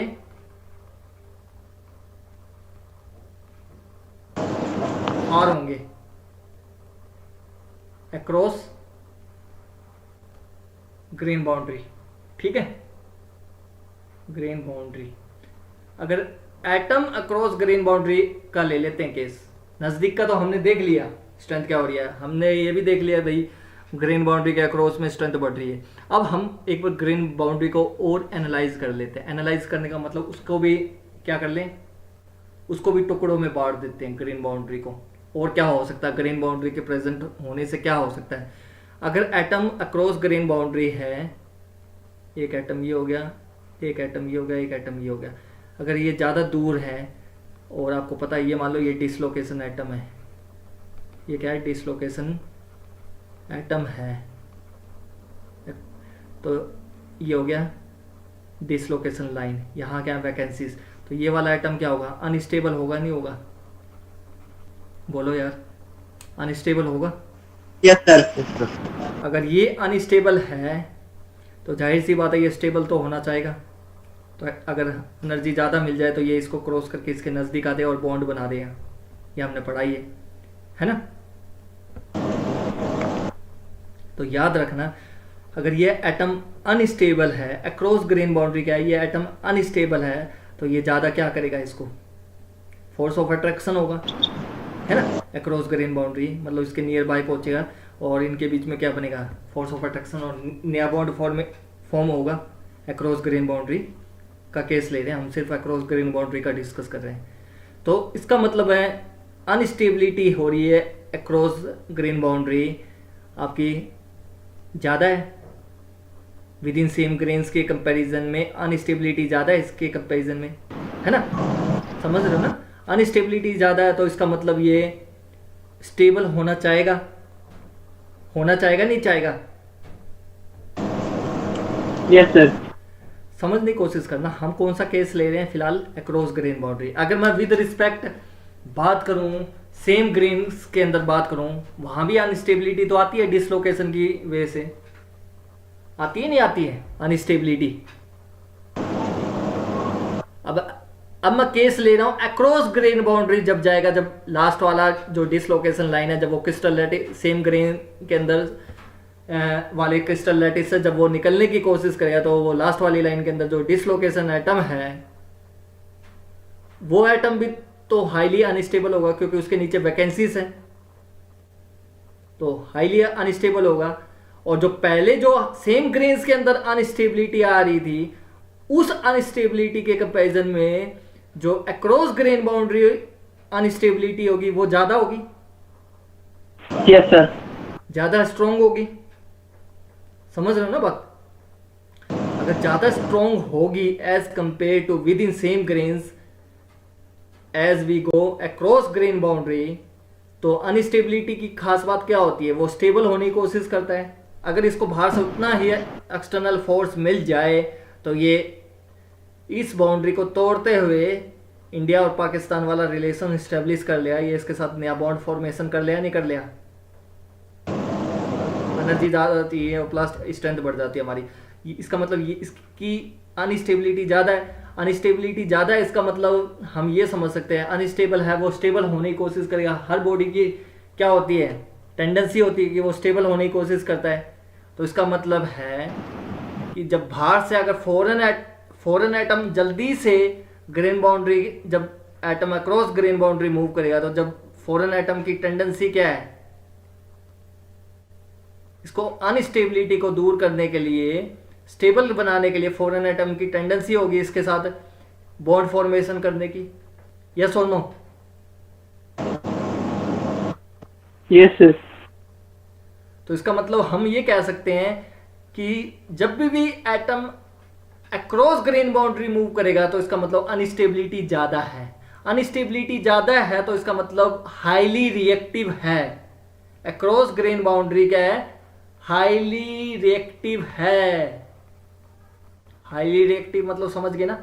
हाईली वोलेटाइल है। वोलेटाइल क्या होता है? जो एकदम से एक इंस्टेंट को छोड़ता दूसरे इंस्टेंट को छोड़ हो गया, समझ में है? हाईली रिएक्टिव है। अक्रॉस ग्रेन बाउंड्री, जब भी अक्रॉस ग्रेन बाउंड्री हम मूव करेंगे तो ये क्या होगा? हाईली रिएक्टिव होगा। इतनी बात समझ में आई? अगर इस बात से इत्तेफाक नहीं रखते हो तो मुझे दोबारा बताओ, मैं दोबारा समझाऊंगा। देखो सेम ग्रेन्स के अंदर अगर हम जा रहे हैं, देखो डिसलोकेशन मूवमेंट होता है तो हमने नोट किया है जहां डिसलोकेशन आ गया उसके नीचे वैकेंसीज तो होती हैं, तो अनस्टेबिलिटी तो होती है, जब भी तो वो नया बॉन्ड फॉर्मेशन होता है। लेकिन जब अक्रॉस द ग्रेन बाउंड्री जाए वहां भी तो अनस्टेबिलिटी आ ही रही है। बट ये वाली जो अनस्टेबिलिटी है as compare to within same grains के अंदर जो अनस्टेबिलिटी है, क्योंकि वहां तो क्या है? आसानी से बॉन्ड फॉर्मेशन हो रहा है ना, बात समझो। विद इन सेम ग्रेन के अंदर प्लास्टिक डिफॉर्मेशन आसानी से हो रहा है। अक्रॉस ग्रेन बाउंड्री जा रहे हो तो प्लास्टिक डिफॉर्मेशन आसानी से नहीं हो रहा है, मुश्किल से हो रहा है प्लास्टिक डिफॉर्मेशन, स्ट्रेंथ बढ़ रही है। तो इसका मतलब क्या है? यहां क्या है? अक्रॉस ग्रेन बाउंड्री क्या है? हाईली अनस्टेबल है as compare to within same grain, क्योंकि वहां आसानी से प्लास्टिक डिफॉर्मेशन हो रहा है, आसानी से बॉन्ड बना पा रहा है। तो इसका मतलब क्या है? उतना अनस्टेबल नहीं है जितना यहां अनस्टेबल है, क्योंकि यहां आसानी से नहीं बना पा रहा है ना, यहां तो अनस्टेबल ही रह पा रहा है ना। इसका मतलब इसकी टेंडेंसी क्या है? अगर इसको उतनी एनर्जी नहीं मिलती तो ये अक्रॉस ग्रेन बाउंड्री तो मूव ही नहीं कर पाएगा। एटम अक्रॉस ग्रेन बाउंड्री तो मूव ही नहीं कर पाएगा। लेकिन जो atom across grain boundary move नहीं कर पाएगा वो एटम तो हाईली अनस्टेबल हो चुका है। अगर वो मूव ही नहीं कर पाया तो उसकी टेंडेंसी तो है अपने आप को स्टेबल होने की। अगर कोई बाहर से फॉरेन एटम मिल जाए उसको, ध्यान से समझना, बाहर से कोई फॉरेन एटम मिल जाए उसको तो उसके साथ बहुत जल्दी बॉन्ड फॉर्मेशन करेगा, नहीं करेगा? यस और नो? Yes sir. समझ में आई बात? जब भी क्रॉस ग्रेन बाउंड्री मूव करेंगे तो अनस्टेबिलिटी बहुत ज्यादा होती है as compare to within same grains, क्योंकि विद इन सेम ग्रेन जब मूव करते हैं, जब अनस्टेबिलिटी आसानी से स्टेबिलिटी की ओर मूव कर जाती है, क्योंकि नया बॉन्ड आसानी से फॉर्मेशन हो जाता है। बट जैसे ही हम अक्रॉस ग्रेन बाउंड्री जाते हैं वहां नया बॉन्ड फॉर्मेशन होने के लिए क्या करना पड़ेगा, बहुत ज्यादा एनर्जी की जरूरत पड़ती है। और जो स्ट्रेंथ होती है अक्रॉस ग्रेन बाउंड्री, जो स्ट्रेंथ होती है मटेरियल की बहुत ज्यादा होती है, उस स्ट्रेंथ को एज ए बैरियर की तरह काम करेगी। तो जो एटम है उस ग्रेन बाउंड्री से पहले जो एटम है अनस्टेबल है, वो अनस्टेबल ही तो रह जाएगा अगर उतनी एनर्जी उसको नहीं मिलती है। तो उस ग्रेन बाउंड्री को क्रॉस करने के लिए उतनी एनर्जी नहीं मिलती है तो वो अनस्टेबल ही रह जाएगा। लेकिन यूनिवर्सल लॉ तो ये कहता है हर बॉडी की टेंडेंसी होती है वो स्टेबल होने की कोशिश करती है। मैंने आपको फर्स्ट क्लास के अंदर बताया था थर्मोडायनेमिक्स लॉ, हर बॉडी की टेंडेंसी होती है वो मिनिमम एनर्जी को एक्वायर करने की, स्टेबल पोजीशन को एक्वायर करने की। करती है नहीं करती है? Hello sir. Yes please. Sir ये roll number 24 Bittu Kumar sir join नहीं हो पा रहा है, अभी लेफ्ट हो गया है। तो कोई बात नहीं है, लेफ्ट हो गया तो अब बस 5-10 मिनट की क्लास है। ओके ठीक है सर। समझो बात को, ध्यान से सुनो दोबारा से। विद इन सेम ग्रेन्स के अंदर अनस्टेबिलिटी हो तो रही है, लेकिन वो अनस्टेबिलिटी आसानी से स्टेबिलिटी की ओर मूव कर जा रही है नया बॉन्ड फॉर्मेशन करके, और डिसलोकेशन मूवमेंट आसानी से हो रहा है। बट अक्रॉस ग्रेन बाउंड्री जब एटम मूव कर रहा है तो उसको अगर उतनी एनर्जी ना मिल पाए, ध्यान से समझना, अगर उसको अक्रॉस ग्रेन बाउंड्री जब एटम मूव कर रहा है उसको अगर उतनी एनर्जी ना मिल पाए, जो ग्रेन बाउंड्री बैरियर की तरह काम कर रहा है, जो अक्रॉस ग्रेन बाउंड्री स्ट्रेंथ ज्यादा है उसको नहीं तोड़ पा रहा है, तो क्या होगा? Plastic deformation across grain boundary नहीं हो पा रहा है तो क्या होगा? जो एटम अनस्टेबल है वो अनस्टेबल ही रह जाएगा। Yes sir. अगर वो अनस्टेबल रहेगा, ये तो यूनिवर्सल लॉ तो ये कहता है कोई चीज अनस्टेबल रह ही नहीं सकती। अगर वो अनस्टेबल है तो कभी ना कभी वो स्टेबल जरूर होएगी, क्योंकि मिनिमम एनर्जी एक्वायर करने की हर बॉडी की टेंडेंसी होती है। तो जो एटम बिफोर ग्रेन बाउंड्री था, जिसको क्रॉस करना था ग्रेन बाउंड्री को, वो एटम तो अनस्टेबल है। इसका मतलब अगर सेम फोर्स लग रहा है जो पहले लग रहा था, जो विद इन सेम ग्रेन्स के अंदर लग रहा था, वो अभी भी जारी है, तो इसका मतलब वो ग्रेन बाउंड्री को क्रॉस ही नहीं कर पाएगा। अगर वो क्रॉस नहीं कर पाएगा तो वो अनस्टेबल ही रह जाएगा। अनस्टेबल कैसे रह सकता है? अनस्टेबल कैसे रह सकता है? सिंगल कैसे रह सकता है? समझो बात को, सिंगल कैसे रह सकता है? बॉन्ड तो फॉर्मेशन करना पड़ेगा उसको, चाहे इंडिया को पाकिस्तान के साथ करे, पाकिस्तान इंडिया को करे। Is it clear? Same caste के हैं या दूसरी कास्ट के हैं, समझ रहे हो ना बात? बॉन्ड तो फॉर्मेशन करना पड़ेगा, लेकिन वो ग्रीन बाउंड्री बैरियर का काम कर रही है, लेकिन उतनी ही एनर्जी में उस ग्रीन बाउंड्री को वो क्रॉस नहीं कर पा रहा, लेकिन वो अनस्टेबल है। इसका मतलब उसको कोई भार से ध्यान से समझना, जो एटम यहाँ है ग्रीन बाउंड्री के से पहले अनस्टेबल है, ध्यान से समझो। जो एटम यहाँ है अनस्टेबल एटम है, अगर ये ग्रीन बाउंड्री को क्रॉस नहीं कर पा रहा, ये अनस्टेबल है, तो ऐसा थोड़ी है सिंगल ही रह जाएगा और सिंगल ही मर जाएगा। समझ रहे हो ना एनालॉजी को? सिंगल ही रह जाएगा, सिंगल ही मर जाएगा। कपल तो बनना पड़ेगा इसको। चलो, ये नहीं तो कोई नहीं, बाहर से ही सही। ये नहीं तो बाहर से ही सही सर, बाहर से ही सही। इसके साथ बॉन्ड फॉर्मेशन कर लूंगा मैं, तो कोई बाहर से मुझे कोई लाइन मिलेगी, वो लाइन के साथ कर लूंगा मैं, तो सेटल। समझ गए बात? इस एनालॉजी, जिस एनालॉजी से मैंने आपको समझाया है, समझे ना? इसका मतलब अगर ये अनस्टेबल ही रह गया और इस ग्रीन बाउंड्री को क्रॉस नहीं कर पा रहा, अगर बाहर से कोई फॉरेन एटम आया, उसके साथ बहुत ही आसानी से रिएक्ट करके बॉन्ड फॉर्मेशन कर लेगा। इज इट क्लियर और नॉट? तो मैं कह सकता हूं अक्रॉस ग्रीन बाउंड्री जब भी जाएंगे, फ्रॉम अबव कंक्लूजन, ऊपर वाले कंक्लूजन से मैं कह सकता हूं कि अक्रॉस ग्रीन बाउंड्री क्या होंगे? हाईली रिएक्टिव होंगे। हाईली रिएक्टिव होगा। समझ में आई? वो आसानी से बॉन्ड फॉर्मेशन करेगा बाहर के साथ, आसानी से बॉन्ड फॉर्मेशन करेगा विद फॉरेन एटम के साथ, विद फॉरेन एटम के साथ। एग्जाम्पल के तौर पे बात करो, आयरन है हमारे पास, क्या है, आयरन है, आयरन के अंदर बहुत सारी ग्रीन बाउंड्रीज हैं, तो क्या करेगा ये, बहुत सारी ग्रीन बाउंड्रीज हैं। आयरन का क्रिस्टल स्ट्रक्चर क्या होता है, आयरन का माइक्रो स्ट्रक्चर क्या होता है, कुछ याद नहीं है, सब कुछ भूल गए जो पढ़ा है। फिर कहते हो सर अगर मैं तो फास्ट करवाऊं तो आप तो एक दिन में ही सब कुछ साफ हो जाए आपके दिमाग में। ये क्या है, बहुत सारी ग्रीन बाउंड्री है, ये हमने किसका लिया है, आयरन का बीसीसी स्ट्रक्चर होता है या नहीं होता, यस सर। स्ट्रक्चर। अब एक बात बताओ, आयरन के अंदर बहुत सारी ग्रीन बाउंड्रीज हैं, ये क्या ग्रीन बाउंड्रीज है, तो आयरन क्या होगा, हाईली रिएक्टिव होगा,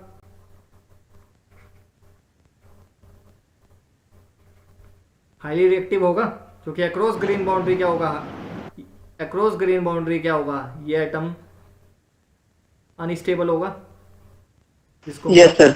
इसके साथ मूव करना, अगर ये मूव नहीं कर पाता तो ये अनस्टेबल ही रह जाएगा। लेकिन टेंडेंसी क्या है इसके, अनस्टेबल की तो है नहीं, स्टेबिलिटी होना है इसको, तो ये क्या करेगा, बाहर से इसके साथ बॉन्ड फॉर्मेशन कर लिया, नहीं करेगा, आयरन ऑक्साइड बन जाएगा, आयरन ऑक्साइड फॉर्मेशन हो जाएगी, आयरन ऑक्साइड की फॉर्मेशन हो जाएगी, नहीं हो जाएगी बाहर के साथ, बोलो यार, कोई भी मतलब ऑक्सीजन आई इसके, मतलब जो ये आपके पास आयरन का क्रिस्टल लैटिस, इसके अंदर ग्रेन बाउंड्री है, और आपको पता है जब across grain boundary item move करेगा, उस दौरान अगर नहीं मूव कर पाता है, बाहर से इतनी सफिशिएंट एनर्जी नहीं मिल पा रही है, तो ये क्या करेगा, अनस्टेबल रह गया, अनस्टेबल रह नहीं सकता, अकेला रह नहीं सकता, इसको कपल तो बनना है, कपल बनने के लिए ये क्या करेगा, बाहर से जो भी हवा चल रही है, ऑक्सीजन चल रही है, इसके फिजिकल कॉन्टेक्ट में आ रही है, उसके साथ आयरन ऑक्साइड फॉर्मेशन नहीं कर लेगा, यस और no, iron plus oxygen, iron oxide की लेयर नहीं बन जाएगी, आयरन ऑक्साइड की फिल्म नहीं बन जाएगी।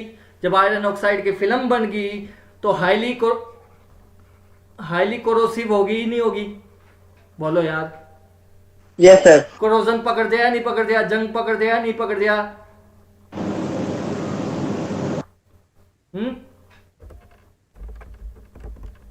हाईली कोरेटिव होगी नहीं होगी, यस याद सर। रखना।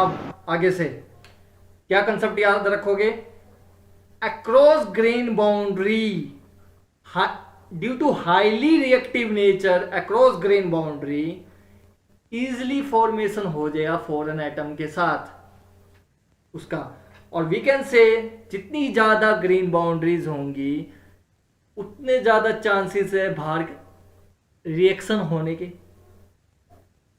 अगर आयरन है और बाहर ऑक्सीजन है, अगर उसके अंदर ग्रेन बाउंड्री ज्यादा है तो वो जल्दी कोरोजन पकड़ेगी, जल्दी जंग लगेगा उसके अंदर,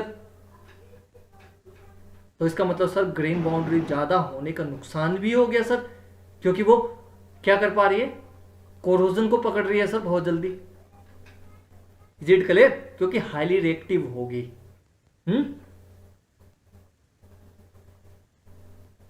यस सर। समझ में आई बात? Yes sir. तो अब एक चीज और बताता हूँ, एक और कंसेप्ट देता हूँ ग्रेन बाउंड्री का। अगर मान लो कोई ग्रेन बाउंड्री है तो उसके अंदर मतलब कोई क्रिस्टल लैटिस है, इसको दूसरे पेज पे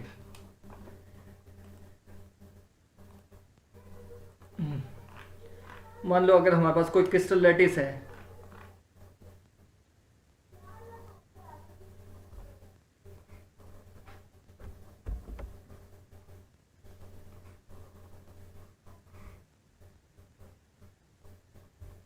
ये कोई क्रिस्टल लैटिस है, ठीक है, इस क्रिस्टल लैटिस के अंदर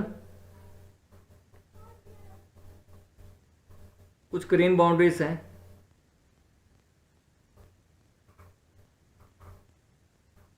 ठीक है, ये ग्रीन बाउंड्रीज हैं, ठीक है, इसके अंदर ये हो गया, इसका ओरिएंटेशन अलग होगा, इसका अलग हो गया, इसका अलग हो गया,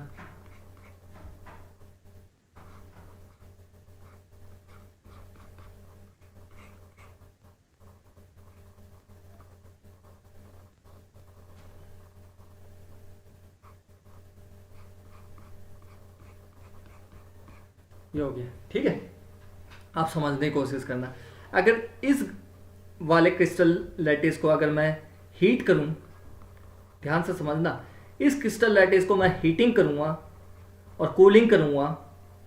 इस हीट ट्रीटमेंट का भी कंसेप्ट दे रहा हूं मैं। अभी जब हमारा हीट ट्रीटमेंट वाला चैप्टर स्टार्ट होगा ना, उसका कंसेप्ट मैं अभी से ही दे रहा हूं आप लोगों को। इसके अंदर अगर मान लो इस क्रिस्टल लैटिस को मैं हीट करूंगा, गर्म करूंगा, फिर ठंडा करूंगा, तो आप क्या चीज़ नोट करोगे? जैसे अभी आगे आने वाले कुछ ही लेक्चर के अंदर हम पढ़ेंगे आयरन का crystal lattice, different different micro structure क्या बनेंगे, रूम टेम्परेचर पे क्या बनेगा,